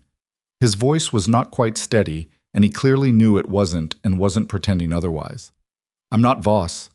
I know I'm not Voss. What I have is a stable that's been breaking even for 3 years, and a piece of land and my word. That's what I have." She was very close to him. "And what do you want to do with your word?" she asked. "I want to give it to you," he said. "All of it, if you'll take it." The store was absolutely silent. Mara looked at him for a long moment, not to make him wait, but because she wanted to look at him in this moment, specifically the way he was right now, rough-edged and honest and slightly undone in hers. "I'll take it," she said. His whole body shifted with the relief of it. She reached out and took his hand, the calloused, careful, reliable hand that had led a horse through a mountain storm and fixed 100 things without being asked. And she held it, and he held hers back, and that was the whole thing. That was all of it, plain and unpolished and completely sufficient. Outside, Stonehaven went about its morning. Inside, Edmund Whitlock stood in the doorway of the back room with a cup of coffee. He had apparently been about to bring out for some time, and he looked at his daughter and Silas Rourke standing together in the middle of his trading post, and he took a sip of his coffee and went back inside and did not say anything, because there was nothing to say. Some things don't need words added to them. They just need to be allowed to be what they are. The 2 customers who had been at the far end of the store when Voss walked out were named Margaret Hollis and her daughter Ruth, and they were not bad people, but they were thorough people. And by noon that day, the essential facts of what had happened in the Whitlock trading post had traveled to every corner of Stonehaven with the efficient speed of information that people genuinely want to share. The telling varied depending on who was doing it. Some versions were generous, some were not. The generous versions focused on Silas coming through the door, just when Voss had put the ring on the counter, on Mara pushing it back, on the plain directness of 2 people finally saying the true thing in front of witnesses. The less generous versions had a different emphasis, the idea that Mara had strung Voss along, that Silas had nothing to offer a woman of her capability, that it was romantic foolishness dressed up as principle. Mara heard both versions by supper time and filed them away without comment. What she did not expect was Silas's reaction to the talk. She found out about it from Orrin, which was how she found out about most things relating to Silas's interior life, because Silas himself reported on his interior life the way a man reports on a minor injury, only when directly asked, and even then with significant understatement. Orrin came to the trading post the following morning while Edmund was in the back and Caleb was still upstairs with his ankle, and he leaned on the counter and said, without preamble, "He's doing it again." Mara looked up from the ledger. "Doing what?" "The thing." Orrin made a gesture that encompassed nothing specific and meant everything. Pulling back, second-guessing, I went to the stable this morning, and he was in there with that look. You know the look, where he's working too hard and not saying anything, and if you ask him what's wrong, he says nothing and means the opposite. Mara set down her pencil. "What happened?" she asked. "Henderson came by last night," Orrin said. "Tom Henderson. And apparently he made some remark, not unkind, Tom doesn't have the imagination for unkind, but he said something like, 'Good for you, Rourke, though I don't know what a woman like Whitlock sees in a man with your situation.'" Meant it as a compliment to Mara. Silas heard it as a verdict on himself. Mara was quiet for a moment. "One comment from Tom Henderson," she said. "It wasn't just Henderson. Silas hears everything in this town. He always has. He just usually doesn't have a personal stake in what people are saying." Orrin turned his hat in his hands. "And you know how he is. He doesn't let things roll off. He takes them in and turns them over and builds cases with them." "Cases against himself," she said. "Always," Orrin confirmed. She thought about this for a moment. Then she said, "Thank you, Orrin. I know I said I'd leave it alone. You're not interfering. You're informing. Those are different things." She picked up her pencil again. "I'll handle it." Orrin put his hat back on and straightened up. "I know you will. I just wanted you to know before it got further along." He paused at the door. "He's a good man, Mara. He just has this one place in him where he can't see himself clearly." "I know," she said. "Most people have one place like that," Orrin said. "His just happens to be about whether he deserves good things." He left. Mara sat with the ledger open in front of her and not reading it, thinking about the specific and frustrating geometry of loving someone whose greatest obstacle was his own mind. She went to the stable that afternoon. Silas was mending a harness, which was the kind of work that kept his hands busy without requiring much thought, which she suspected was intentional. He looked up when she came in. His face did the thing where he arranged it into neutral before she could read what had been there a second earlier, which he was usually good at but not as good at as he seemed to think. She sat down on the bench by the door. She didn't say anything immediately. She had learned over 5 years that with Silas, sometimes you had to let the silence open a space before you could put anything into it. After about a minute, he said, "I've been thinking." He looked at her sideways. "You know, Orrin told me Henderson said something." He made a short sound that wasn't quite a laugh. "Of course he did." "What did Henderson say that you're still carrying around?" Silas was quiet. He worked the harness through his hands, checking the stitching, a thing he had probably already done twice. "It wasn't what he said specifically," Silas started. "Then what?" Another pause. "It was the way people are going to look at this. At us. A woman who could have had Voss's entire operation choosing a man with a leaky stable and a break-even ledger." He set the harness down on his knee. "I keep thinking about what you're giving up." "I'm not giving up anything." "Mara, no, listen to me." She turned on the bench to face him directly. "I know what you're doing right now. You're building a case. You're taking everything that's wrong with your situation. And some of those things are real. I'm not going to pretend the ledger isn't what it is. And you're stacking them up into an argument for why this doesn't make sense. And you're using other people's opinions as your evidence." She held his gaze. "Tom Henderson has been broke twice and his wife does most of the actual work on their place. His opinion about what makes a man valuable is not something you should be using as evidence for anything." Silas almost smiled. Almost. "It's not just Henderson," he said. I know it isn't." She softened slightly. "But I need you to hear me when I say this. I am 27 years old. I have been watching you for 5 years. I am not a woman who makes decisions impulsively or without thinking them through, and you know that about me. The decision I made yesterday was not made yesterday. It was made over 5 years of paying attention." She paused. "Do you trust my judgment? In general?" He looked at her. "You know I do." "Then trust it about this too." The stable was quiet. One of the horses shifted in her stall. The wind moved outside without much conviction. "It's easier to trust your judgment about freight routes," he said finally. "I know."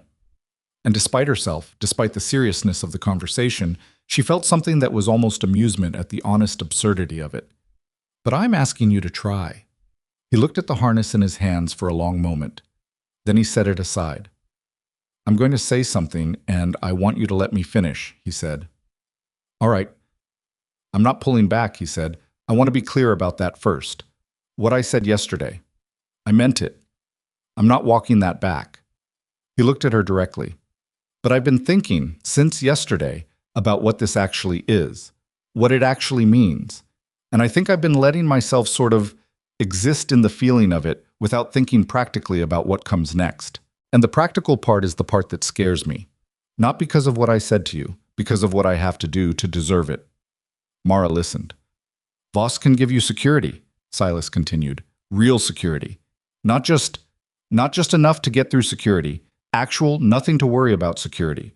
And I've been telling you that love is enough to make up the difference. And I'm not sure that's fair of me. I'm not sure that's—" "Silas."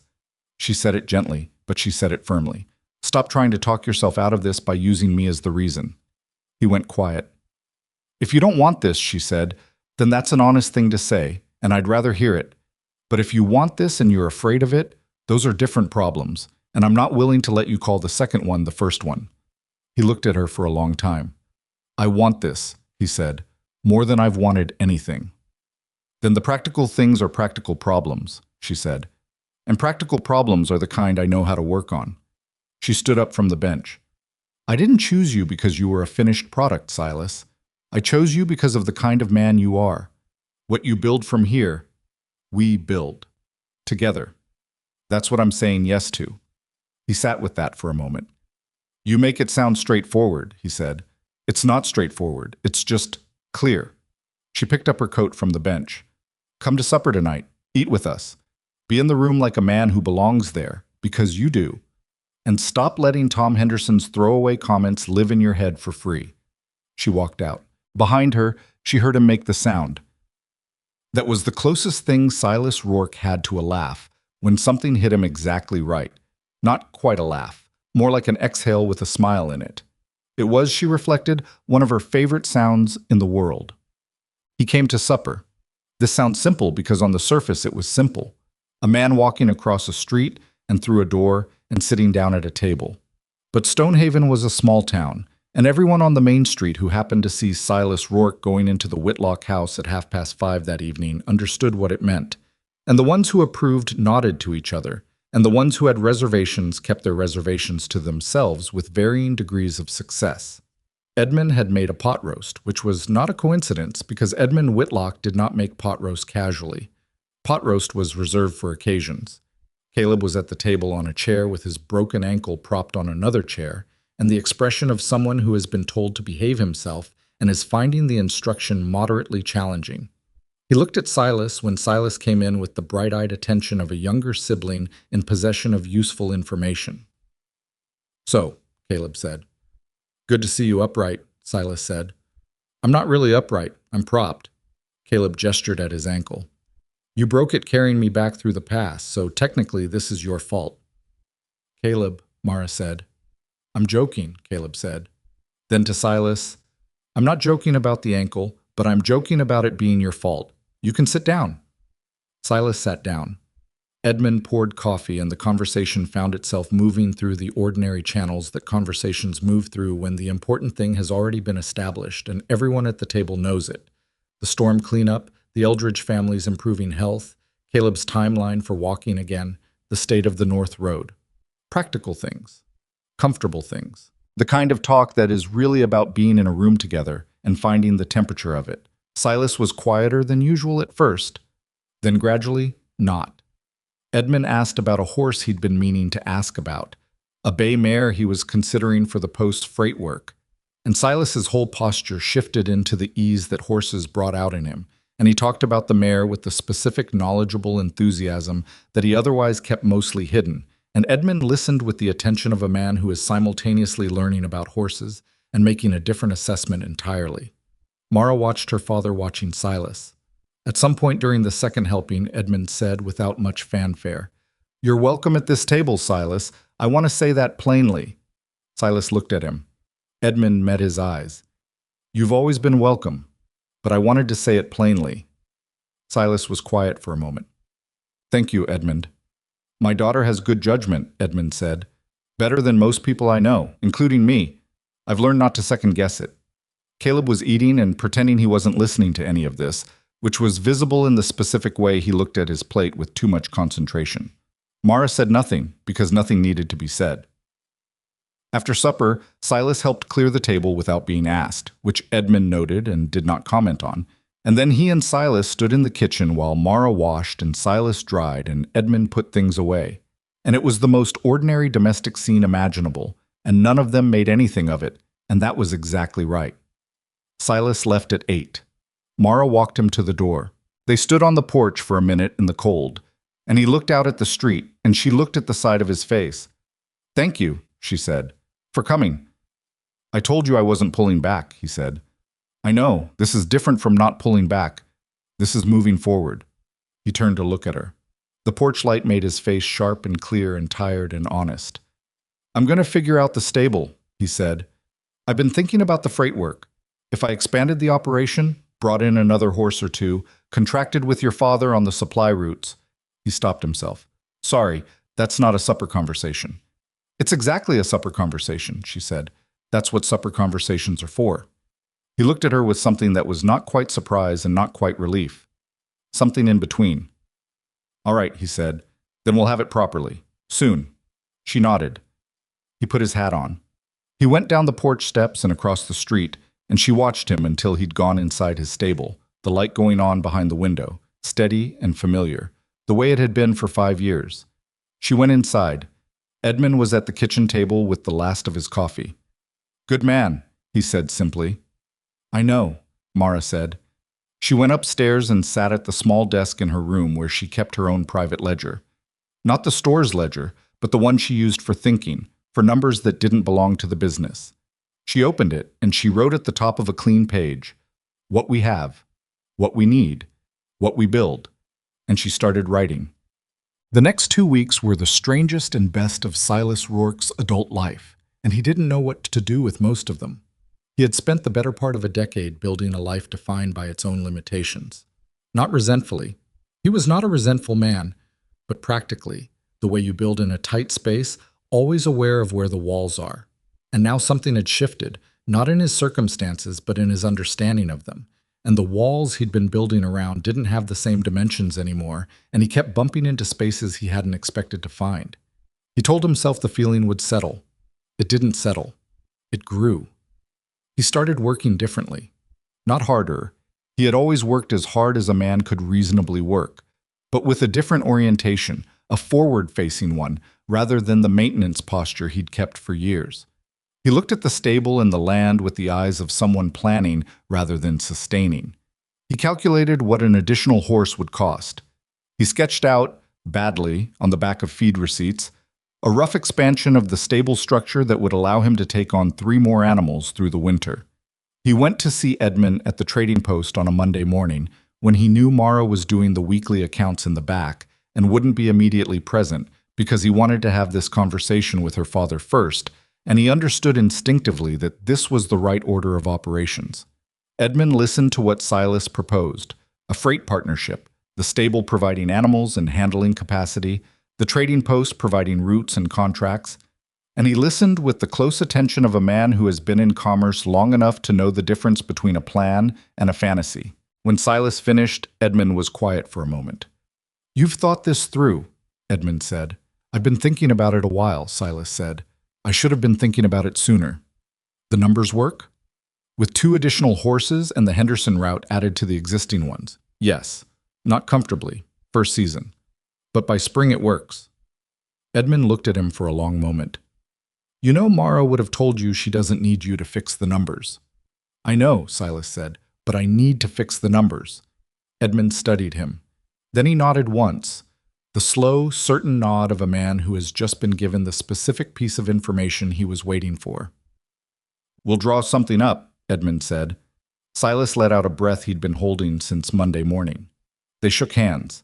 Mara came out of the back room 5 minutes later with a ledger under her arm and found them both standing at the counter with coffee, talking about the North Road freight schedule with the easy collaborative shorthand of men who have just decided they're going to be working together.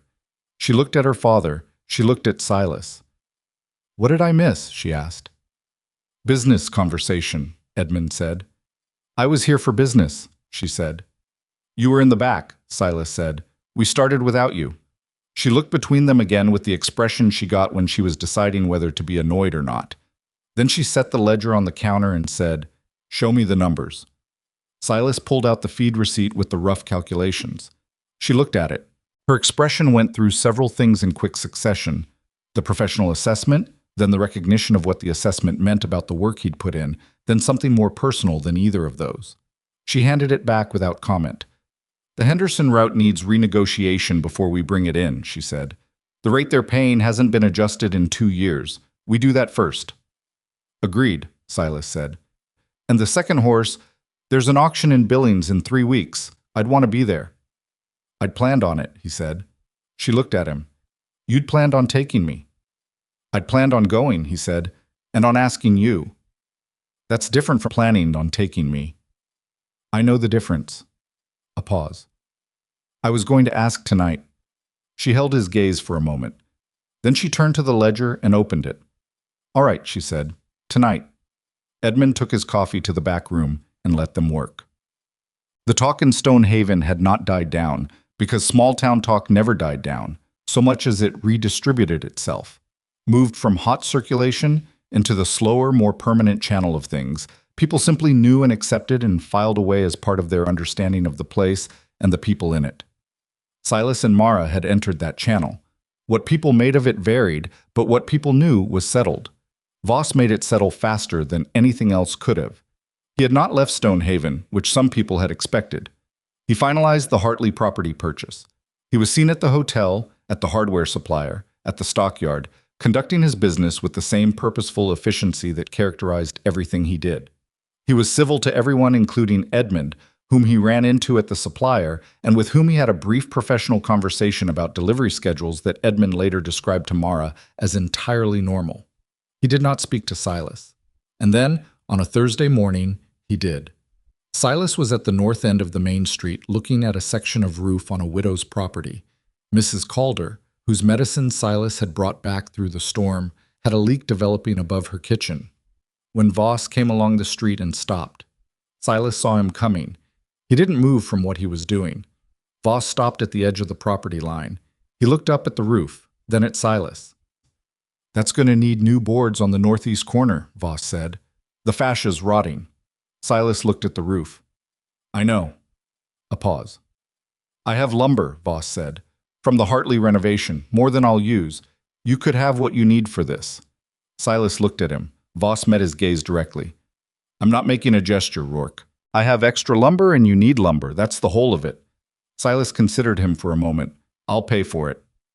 "At cost," Voss said. "At cost," Silas agreed. They looked at each other for a moment longer, two men who have been in competition for something that only one of them could have, finding their way to whatever came after that. "She made the right call," Voss said. He said it without particular emotion. Not generously, not bitterly, just plainly, the way he said things when he'd worked them through to a conclusion. "I want you to know I'm not saying that to be gracious. I think it's true." Silas was quiet for a moment. "I know what you could have given her." "You know what I would have given her," Voss said. "Those aren't the same things." He looked at the roof again. "I'll have the lumber sent over." He walked on.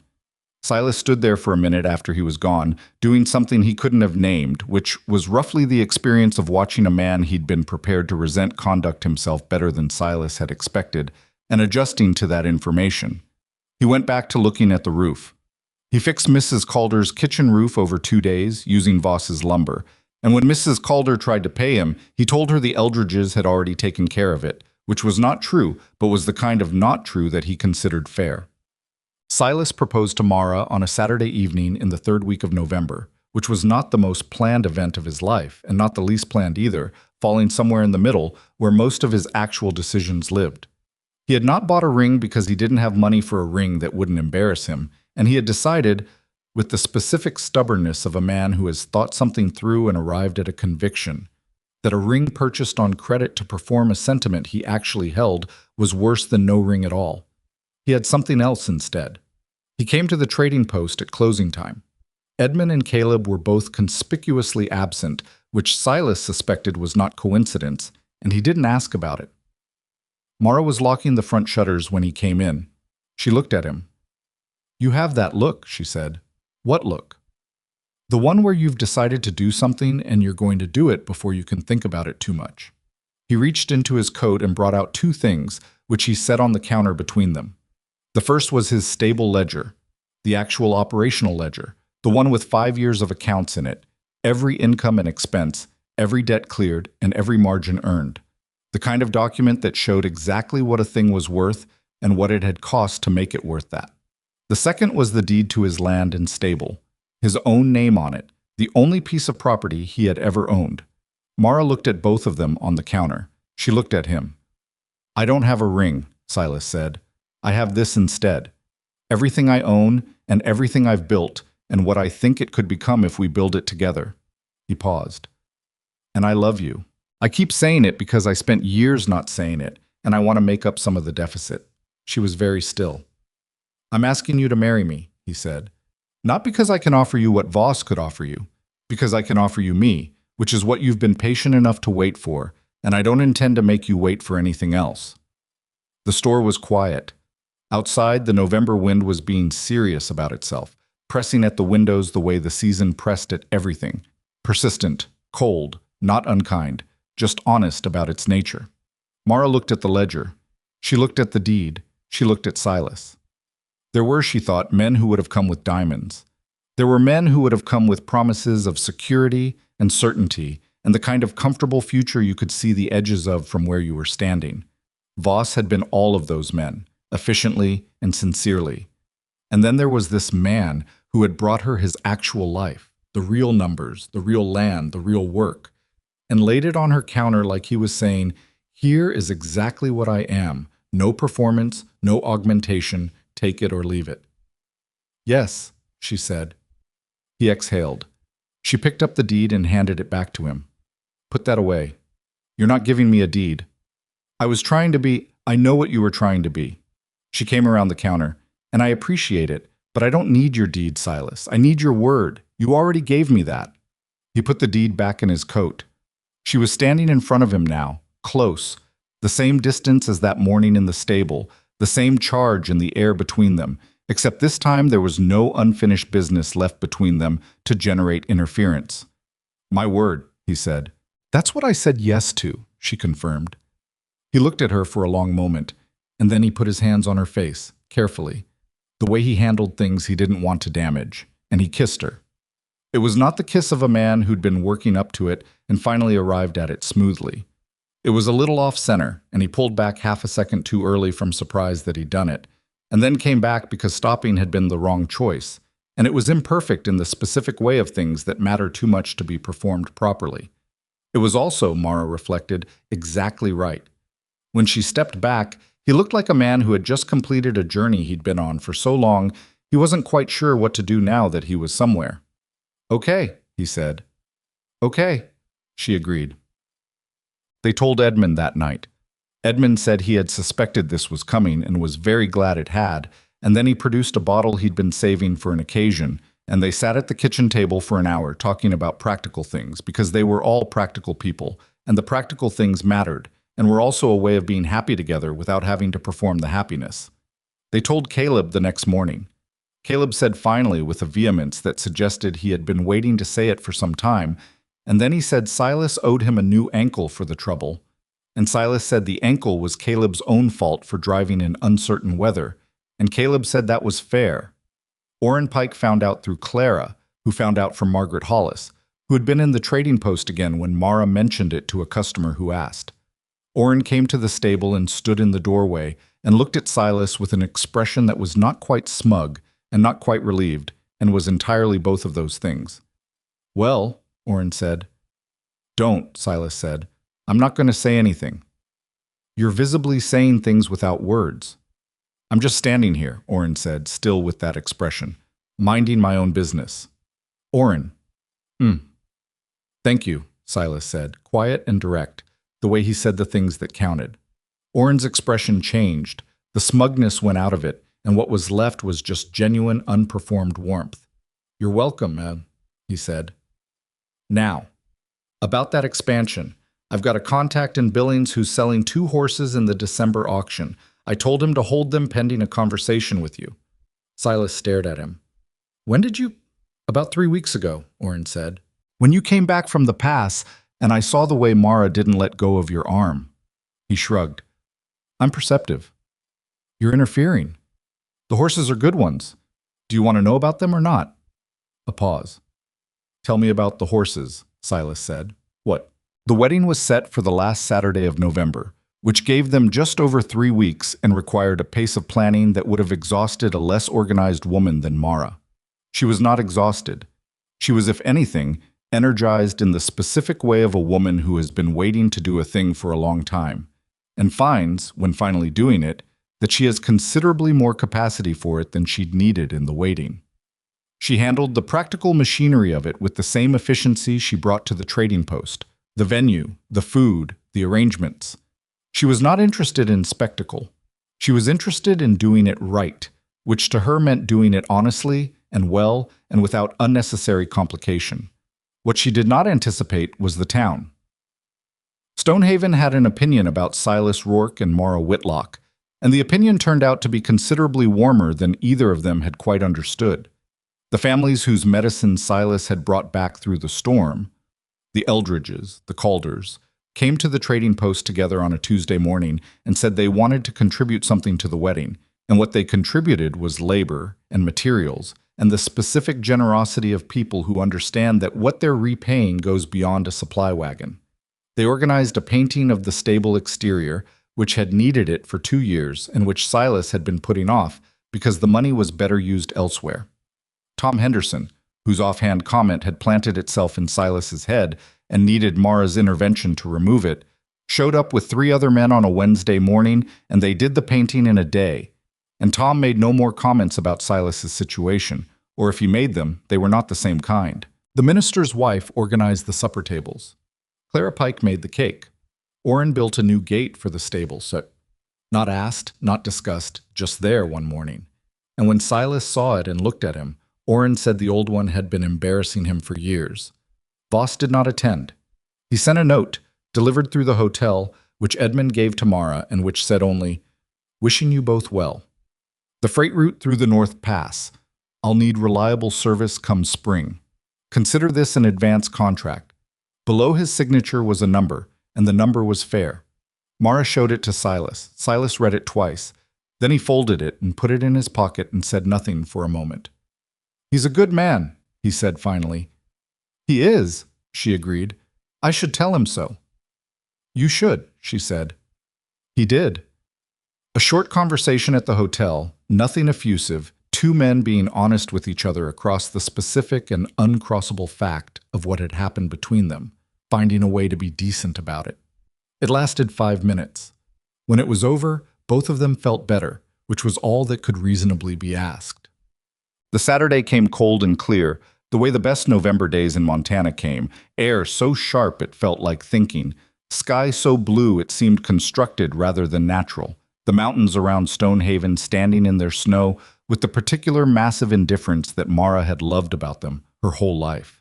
She was not a woman who cried easily or who experienced her own feelings in public if she could avoid it, and she had told herself she was going to get through this day with the same practical composure she brought to everything. She managed it until the moment she came to the front of the room and saw Silas standing there. He had not transformed. That was the thing. There was no dramatic version of himself standing at the front of that room. No borrowed elegance, no performance of occasion. He was wearing his best clothes, which were clean and pressed, and were still clearly the clothes of a working man. And he was holding his hat in his hands the same way he'd held it when he walked into the trading post 2 weeks ago to say the thing he'd needed to say. And he was looking at her with an expression so unguarded that it took her a second to process it, because she had spent 5 years learning to read through his guard, and the absence of it was disorienting. He looked at her the way he had looked at that spooked mare in the street 15 years ago, with the specific, complete attention of someone who has decided that this is the thing that matters, and everything else can wait. She got through the ceremony without crying. She cried exactly once, briefly, after it was done, standing in the cold outside with Silas's hand in hers, and the sound of people behind them in the warm room, and she didn't explain it, and he didn't ask her to, just put his arm around her and stood beside her in the cold for a minute, both of them looking at the mountains. "All right?" he asked. "Yes," she said. She was. He kissed the side of her head. They went back inside. The supper was loud and good and long, the way a Stonehaven celebration always was when the community had decided it was on the right side of something. Caleb made a toast that was mercifully brief and only slightly embarrassing. Orrin made a toast that was longer and funnier and ended with something true that made Edmund look at his coffee with the expression of a man controlling himself. Edmund made no toast but refilled everyone's glasses, which said everything that needed saying. Silas ate more than Mara had seen him eat in one sitting in the 5 years she'd known him, which she took as evidence that something in him had physically relaxed. He talked easily, laughed twice at Caleb's jokes, and at one point got into a detailed conversation with 2 of the older ranchers about horse breeding that lasted 40 minutes, and from which he emerged looking like a man who had forgotten, briefly, to be careful about taking up space. She watched him across the table. 5 years of watching this man, and she was still finding new angles. She thought, there's a lot of time ahead of us. We will be figuring each other out for years. She found this, which might have seemed daunting, entirely settling. Late in the evening, when the supper had wound down and people were beginning to make their way out into the cold, and the Pikes were helping Clara collect dishes, and Edmund was talking to the minister near the door, Silas came and stood beside Mara, and she leaned against his shoulder, and they stood like that for a moment without talking. "I've been thinking about the north stable wall," he said. She looked up at him. "Tonight." I know, it's what I do. I think about what needs doing next." "I know," she said. "I do the same thing." "We're a practical pair," he said. "We are." She straightened. "Tell me about the north wall." And he did, quietly, while the room cleared around them, and she listened and asked 2 questions that made him rethink part of his plan, and he adjusted it, and by the time they left the hall into the cold November night, they had solved the north stable wall between them and started on the spring freight schedule. Not romantic, exactly, or rather, exactly romantic, in the specific way of 2 people who have found their particular frequency and recognized it, and settled into it and intend to stay. The mountains were enormous in the dark above Stonehaven. Silas and Mara walked home through the cold, close together, their breath making small clouds in the freezing air, talking about practical things that were also, because they were shared, something more than that. Behind them, the lights of the town went out one by one.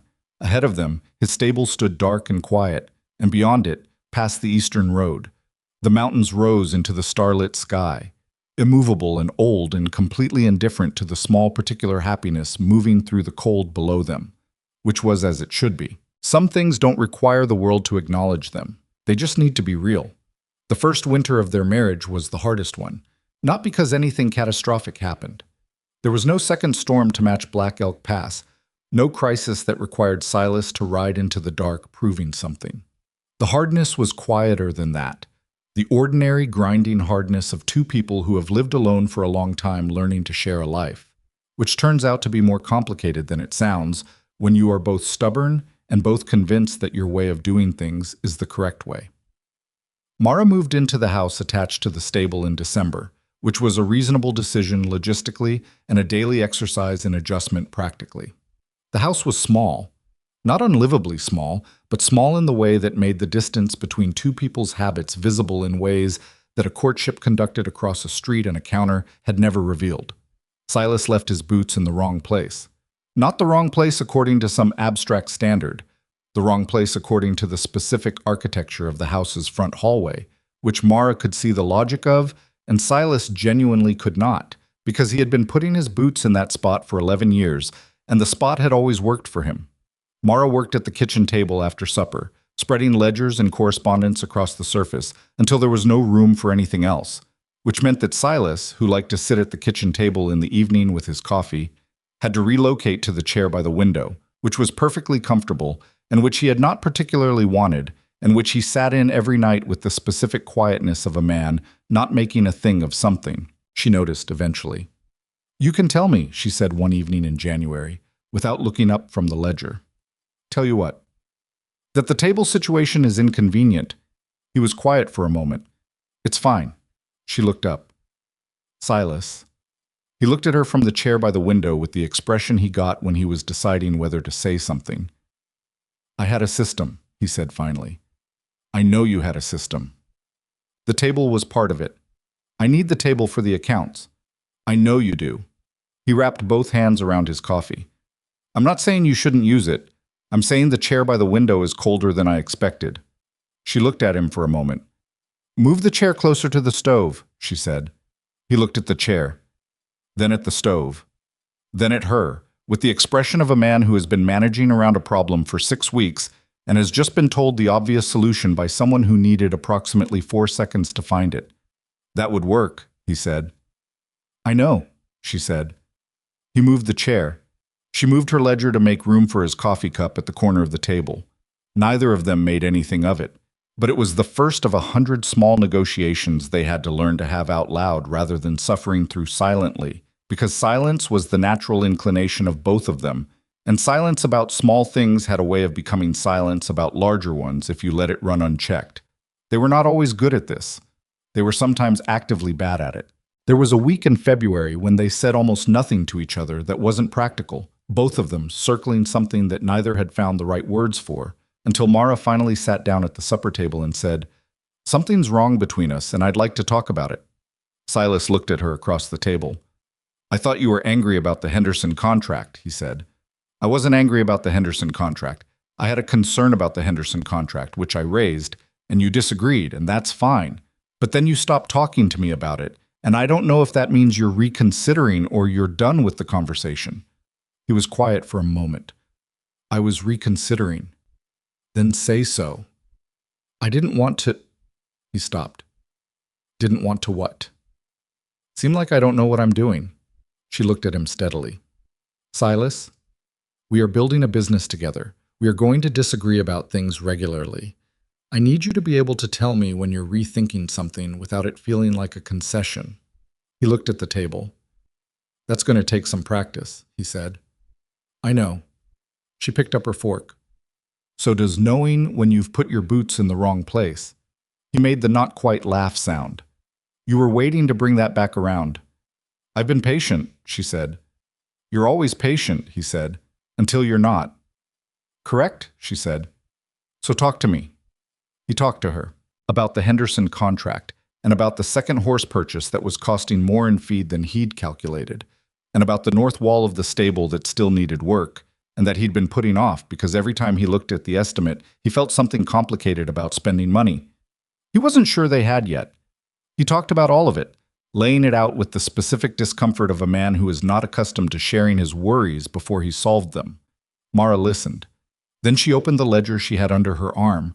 She always had the ledger. And she showed him the numbers, the real ones, the ones that told a different story than the story his anxiety had been telling him. "We're all right," she said. "The north wall can happen in April. The feed cost corrects by March when the horses go back to pasture. The Henderson contract is going to be fine if you renegotiate the rate by summer, which I've already drafted a letter for." He looked at the numbers. "You drafted the letter." "Last week. I was waiting for you to bring it up." He looked at her. "You were waiting again." "Different kind of waiting," she said. "This time I had the letter ready." He shook his head slowly, and the expression on his face was something she had seen more of since the wedding, a kind of helpless, genuine appreciation for who she was that he didn't always know how to say, and so mostly expressed through his face when he thought she wasn't looking. She was always looking. By spring, they had found a rhythm. Not a perfect rhythm. Mara would have been suspicious of perfect rhythms, which in her experience were either performed or concealed something, but a real one, with its natural breaks and recoveries, the way a working partnership finds its gait. They divided the work along lines that made actual sense. Silas handled the animals, the routes, the physical operations of the freight work. Mara handled the contracts, the accounts, the negotiations with suppliers and customers. They checked in with each other every evening at the kitchen table, which they now shared without incident, and they made decisions together, which sometimes meant arguing and sometimes meant one of them saying, "You know this better than me," and meaning it. The freight operation grew. Not dramatically, not all at once, but in the steady accretive way of things built correctly. One contract leading to another, one season's reliability creating the next season's reputation. By June, they had 6 horses in regular rotation and 2 drivers on the payroll, and the north wall of the stable had been rebuilt in April the way Mara had promised it would be. And Silas had stopped doing his 3 in the morning accounting of inadequacies with quite the same regularity, though he still did it sometimes, because that was who he was. And Mara had accepted that this was not a problem she was going to solve entirely, only manage with patience and the occasional well-timed ledger. Caleb came off his crutches in March and immediately got himself into a moderate scrape involving a horse. He shouldn't have been riding yet, and an optimistic assessment of his own recovery, which resulted in a second minor injury that set him back 3 weeks and gave him a certain philosophical humility about the relationship between confidence and wisdom. He came to work for the freight operation that summer. Silas hired him partly because he was good with horses, and mostly because keeping Caleb occupied and supervised was better than the alternative. Edmund watched all of this from the trading post with the satisfaction of a man whose investments have returned well. He visited for supper twice a week and said little and ate thoroughly, and occasionally offered observations that were, without exception, useful. "You're underpaying your drivers," he told Silas in May. "I'm paying market rate," Silas said. "The market rate keeps good drivers available," Edmund said. "Slightly above market rate keeps the specific good drivers you actually have." Silas looked at him. "How much above?" he said. Edmund told him. Silas adjusted the pay.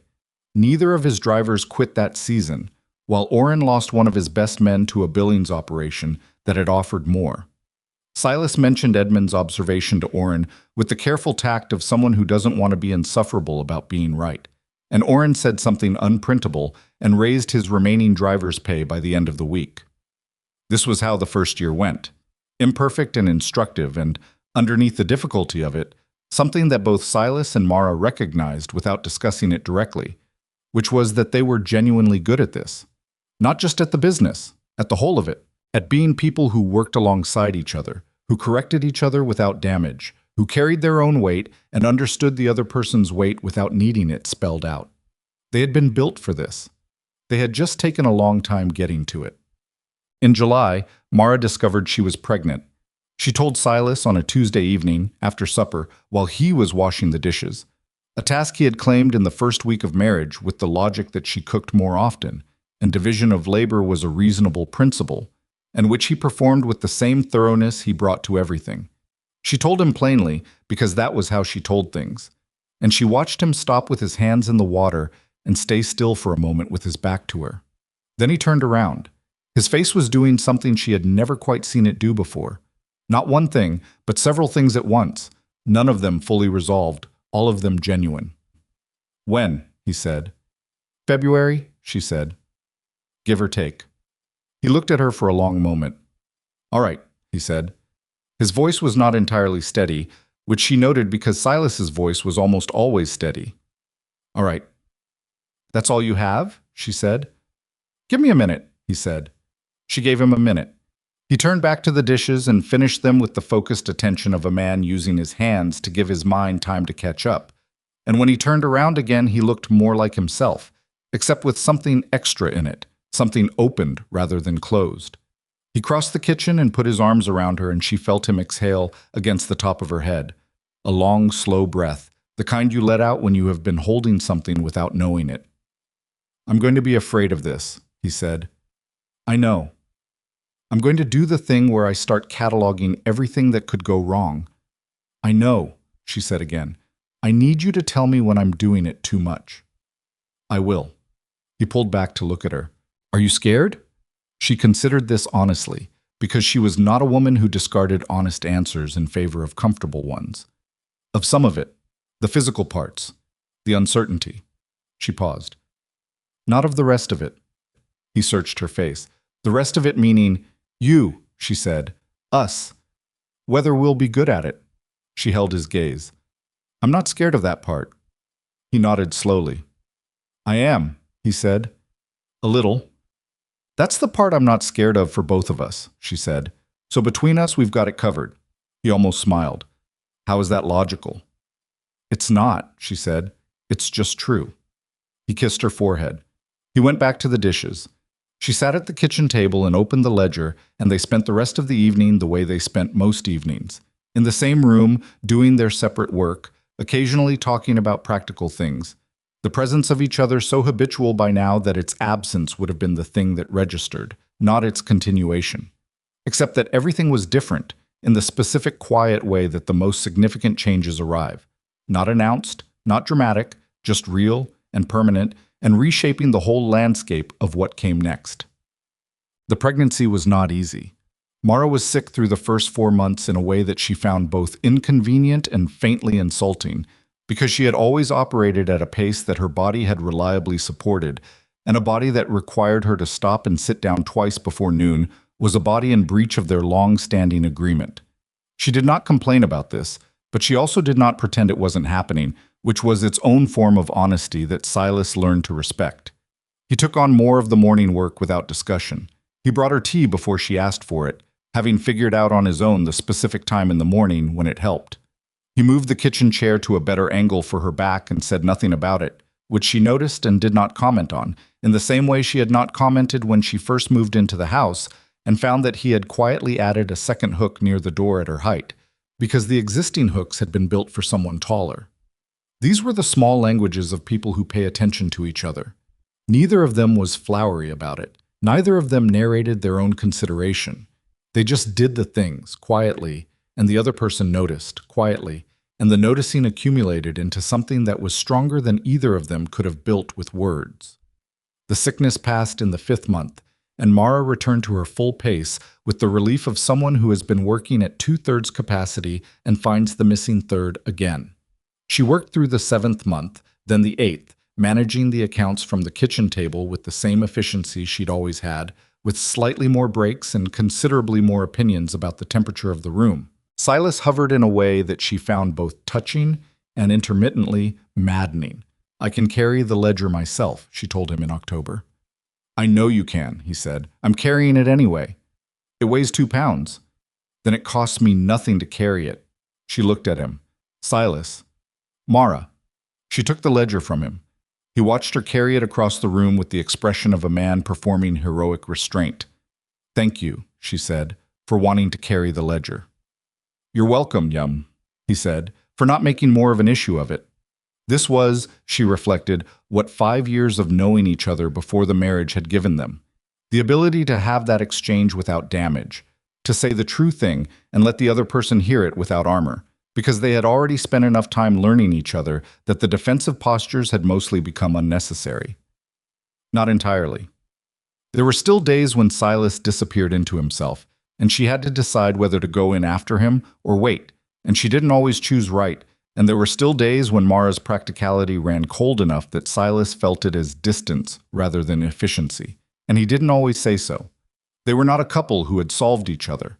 They were a couple who had decided to keep working on it, which is a different thing and in the long run, more durable. Their daughter was born in February, in the coldest week of the coldest month, which Stonehaven would remember as the winter that tested everything that could be tested and found most things still standing.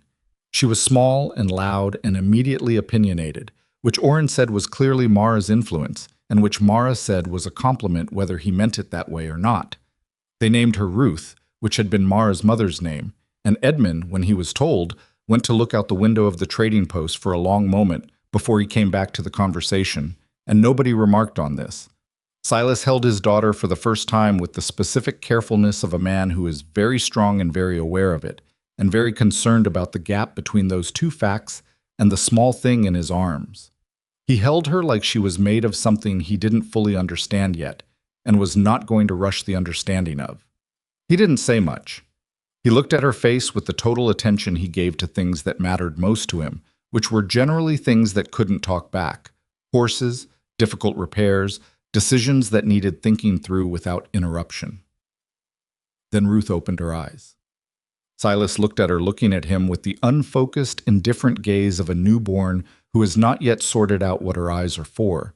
And something in his face, some last piece of the old guarded structure, came down so completely and so quietly that Mara, watching from the bed, felt it in the room like a change in pressure. "Hey," he said to Ruth, very quietly. Just that. Ruth regarded him with the comprehensive disinterest of someone who has just arrived in the world and is reserving judgment. Mara watched her husband meet his daughter. She had known, somewhere, that this moment was coming, had anticipated it the way you anticipate something you can see from a distance but can't fully imagine until you're inside it.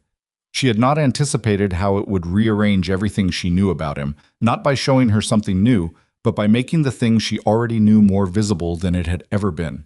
The size of the care he had for things, the depth of it, the way he had always been built to give more than he believed he had.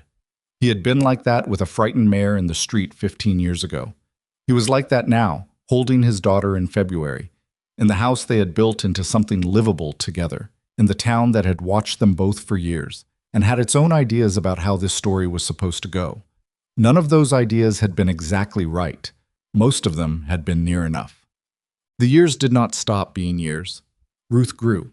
She was, from the beginning, a specific combination of both of them that managed to be entirely herself. She had Mara's directness and Silas's patience, and neither of them were sure where she had gotten her particular brand of humor, which emerged early and ran dry and got funnier the more seriously she delivered it. Their son, James, arrived 3 years after Ruth, in a summer that was hot and dry and harder on the horses than any summer Silas could remember. He was different from his sister from the beginning, quieter, more interior, content to sit in the stable with his father for hours and watch rather than do, processing everything slowly and then producing observations that were, when they came, usually accurate enough to be startling. James was 5 when he said to Silas, out of nowhere, while they were in the stable, "Papa, why do you talk to the horses like that?" "Like what?" Silas said. "Like they're people who are just scared." Silas looked at his son. "Because they are," he said. James considered this for a moment. "Are people like that too? People who are just scared?" Silas set down what he was holding. "Some of them," he said. "Yes." James nodded like this confirmed something he had been working on. "I thought so," and went back to watching. Silas finished what he was doing and did not tell Mara about this conversation until that evening at the kitchen table. And when he told her, she was quiet for a moment and then said, "He gets that from you." The question? The understanding under the question. Silas looked at his coffee. "I wasn't sure I had that," he said. "I was bad at people for a long time." "You were good at people," she said. "You were bad at believing they wanted you to be good at them." He considered this. "Is that a distinction that matters?" "It's the only distinction that matters," she said. The freight operation had become, by the time Ruth was 6 and James was 3, a genuine business, not Voss's scale, not the kind of operation that reshaped a county's economic geography, but solid and reputable and growing in the deliberate way of things built by people who understand that fast growth and durable growth are not the same thing. They had 8 horses in regular rotation and 4 drivers, a contract with the county for the North Pass route in the warmer months, and a reputation that was worth more in practical terms than any of the property Silas had once measured himself against. Voss had been a consistent contract holder, as promised. He was not warm about it, but he was reliable, and reliability in business was worth more than warmth, and Mara and Silas had both understood that from the beginning. He had eventually moved his primary residence to his northern property, which meant he was in Stonehaven less often. And when he was in town, the interactions were professional and brief, and on both sides carried no particular weight. He had not remarried. Orrin had mentioned this once, not unkindly, as an observation rather than a commentary. Mara had said, "He'll find the right person eventually. He's patient when he commits to something."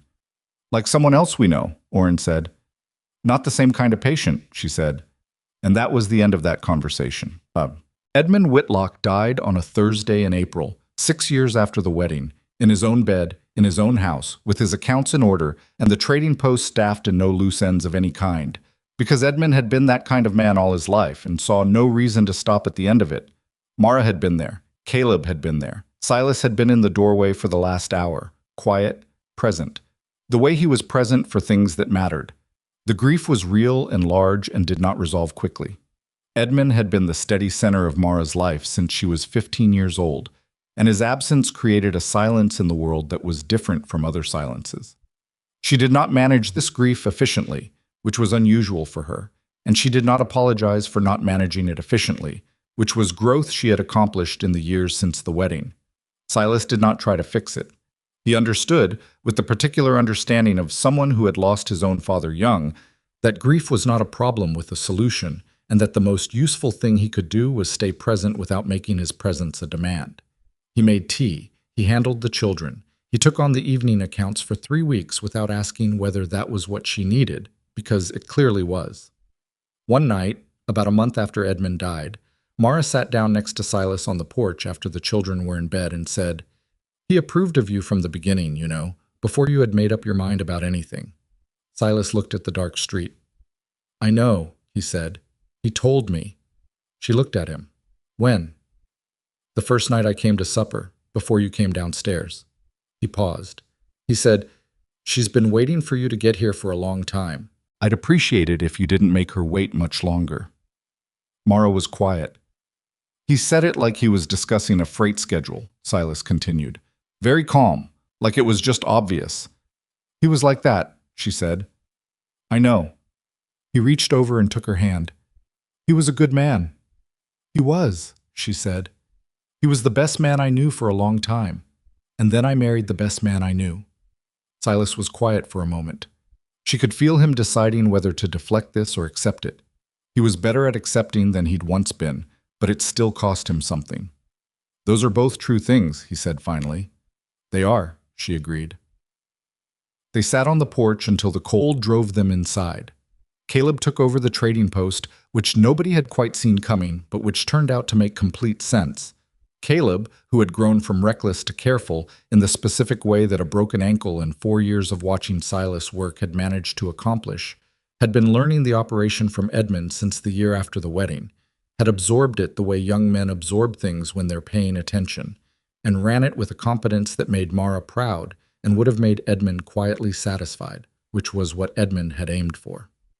The summer that Ruth turned 9, Stonehaven had a visitor. He arrived in June on the stage from Helena, a young man of about 22, a writer for a Helena newspaper, who was doing a series of pieces about Montana's working towns, their economies, their people. He was earnest and slightly overwhelmed by the scale of the landscape and very interested in everything, and he had been told that the Rourke freight operation was one of the more interesting business stories in the county. He came to see Silas on a Tuesday morning. Silas talked to him for an hour about the freight routes, the horses, the operation, and at the end of it the young man asked if he could speak to Mara as well, because he'd been told she was the business mind of the partnership, and Silas said yes, that was accurate, with the kind of uncomplicated directness that the young man noted because he had expected something more complicated. Mara spoke to him for another hour and was considerably more precise and useful than Silas had been on the financial specifics, and at the end of it the young man said, "Can I ask you something personal?" "You can ask," she said. "There's a story in town," he said, "about how you and your husband ended up together. People tell it differently, but there's this thing about a storm and a pass and a man going in when another man with more resources wouldn't, and people tell it like it means something about who both men were." Mara considered him. "What are you asking?" "I'm asking if it's true, and what you think it means." She was quiet for a moment. It was the kind of question that deserved an honest answer rather than a quick one. "The storm part is true," she said. "Everything happened the way people say it happened. And the other man made the correct rational assessment of the situation," she said, and she meant it the same way she had always meant it. "He wasn't wrong. Going in was dangerous. Silas went in because Caleb was my brother and because that's what Silas does. He does what needs doing when it needs doing, and he doesn't wait until the risk calculation comes out comfortable first." She paused. "That's not heroism, exactly. It's just who he is." The young man was writing quickly. "And that's why you chose him," he said. "I chose him because of who he is, yes," she said. "The storm was one example of it, but I had been watching examples of it for 5 years before that. The storm just clarified things." "For you?" For him, she said. I was already clear. The young man looked up from his notes. How long did you wait? He asked. She considered whether this was a question she wanted to answer and decided it was, because it was the most honest version of the story. 5 years, she said, watching a man be exactly who I wanted him to be, waiting for him to believe he was allowed to offer it. And if he hadn't, eventually? She looked at him directly. I wouldn't have waited forever. I want to be honest about that. I was patient, not indefinite. There was a point coming. I could feel it, where I would have had to close the door. She paused. But he got there before I had to. Just in time, the young man said. Just in time, she agreed, which is how most important things happen, in my experience. Not with a comfortable margin, right at the edge of when it needed to happen. The young man wrote that down. When the article ran in the Helena paper 3 weeks later, it was mostly about the freight operation, which was what it should have been. But there was a paragraph near the end that quoted Mara and got most of it right, and which people in Stonehaven who read it found accurate, and which Silas read once, and then folded and put in the drawer where he kept the things he considered worth keeping. On a summer evening when Ruth was 11 and James was 8, Silas came home from a late route to find the house quiet, children in bed, Mara outside. She was in the back, hanging laundry in the last of the evening light, and he stopped at the gate without going through it and watched her for a moment. He did this sometimes. She knew he did it. She had known for years that he watched her in the particular way of someone who is still occasionally surprised that this is real, that the life they had built is the one they are actually living. She found this neither embarrassing nor excessive. She found it, if she was honest, one of the few vanities she had allowed herself, being watched with that specific quality of attention by a man who had been afraid of his own wanting for so long and was no longer afraid. She turned and saw him at the gate. You're late, she said. Henderson route ran long, muddy stretch past the Calder land. He came through the gate. Kids asleep? An hour ago. James fought it. Ruth didn't even try. He took the sheet from her hands and reached up to pin it. He was taller, and she had learned to let him do the high ones without making a thing of it, which had taken most of the first year. They worked through the rest of the laundry in the ordinary, comfortable silence that years of shared evenings had built between them. Not the silence of people with nothing to say, but the silence of people who have said most of the essential things and have learned that not everything needs to be filled in. I ran into Orrin today, he said. On the route? In town, coming back. His youngest started walking. Already? She counted. She's barely 10 months. Early walker, Clara says, like her mother. Clara's been walking her whole life at twice the necessary speed, Mara said. Silas almost smiled. She has. They finished the laundry. The light was going amber and long across the yard, the particular summer evening light of Montana that seemed to take longer to leave than light had any right to, as if the day was in no hurry to be done with itself. Mara stood with her hands empty and looked at the mountains. They were still there. Of course they were still there. They were always there. The same mountains she had looked at her whole life from the main street of Stonehaven, from the trading post window, from the road to Black Elk Pass on the morning after a storm. They did not change in any observable way from year to year. They were simply present, enormous, and settled, with the kind of permanence that made everything happening below them feel both small and, paradoxically, more significant because of that smallness. I was thinking today, she said. Silas was folding the last of the sheets, which he did badly and had done badly for 7 years and had shown no improvement in, and which Mara had stopped commenting on because the sheet ended up folded regardless. About what, he said. About what Edmund said to you, before I came downstairs that first supper. She glanced at him. I've been thinking about it since you told me, about how he knew. Silas set the badly folded sheet in the basket. He was a perceptive man. He was. But that's not what I'm thinking about. She turned to face him. I'm thinking about what it takes to wait for something, the patience of it, and whether it's always worth it. He looked at her. Was it? She thought about this seriously, because she was a woman who took questions seriously and gave answers that meant something. She thought about 5 years of watching from across a street, 7 declined proposals, 1 mountain storm, 1 morning in a stable when he had finally said the true thing, and then 7 years of a life that was not perfect, that had difficult winters and grief and arguments about boot placement, and a February when nothing was said that should have been, and a ledger she had kept private longer than she should have. A life that was real. Yes, she said, not because it turned out well, because the person was worth it. She paused. Those aren't always the same answer, and I think people confuse them. People wait for things that aren't worth waiting for and call it patience. Or they give up on things that are worth waiting for because waiting is hard, and there's no guarantee. She looked at him steadily. The question isn't whether to wait. The question is whether you're waiting for the right thing. He held her gaze. And how do you know? He said. Not because he didn't know the answer, because he wanted to hear how she said it. You know because you keep watching, she said. Not hoping. Watching. The evidence is there. Who they are in ordinary moments, what they do when nobody's making them do it.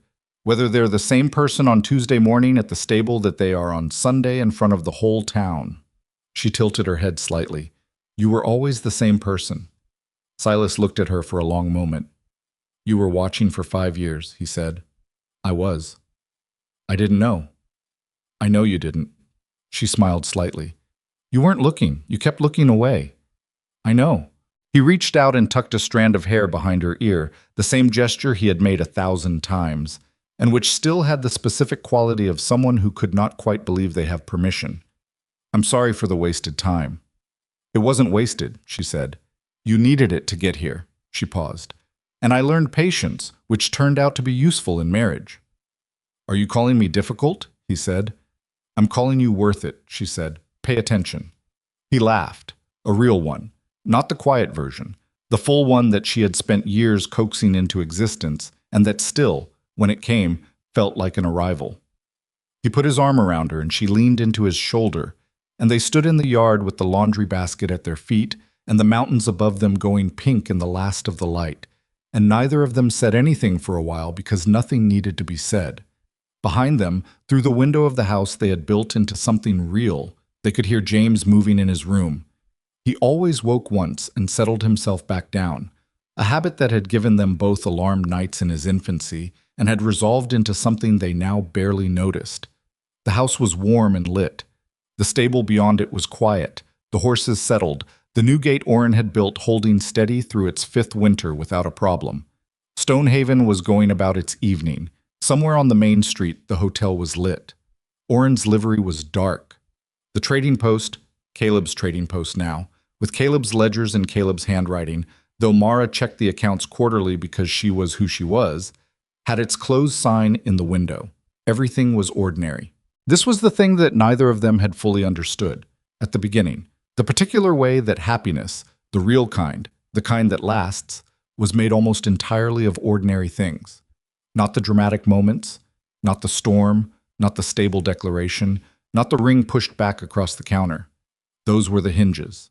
The door itself was made of Tuesday evenings and badly folded sheets and arguments about freight rates and a man who figured out the right time for tea without being asked.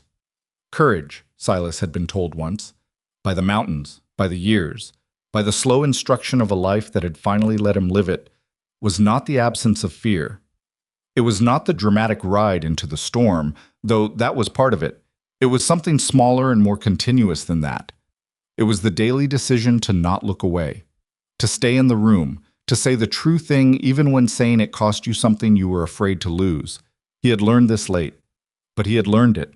And on a summer evening in Stonehaven, Montana, with his wife beside him and his children in the house behind him, and the mountains doing what the mountains had always done, enormous and indifferent, and somehow, in their permanence, reassuring.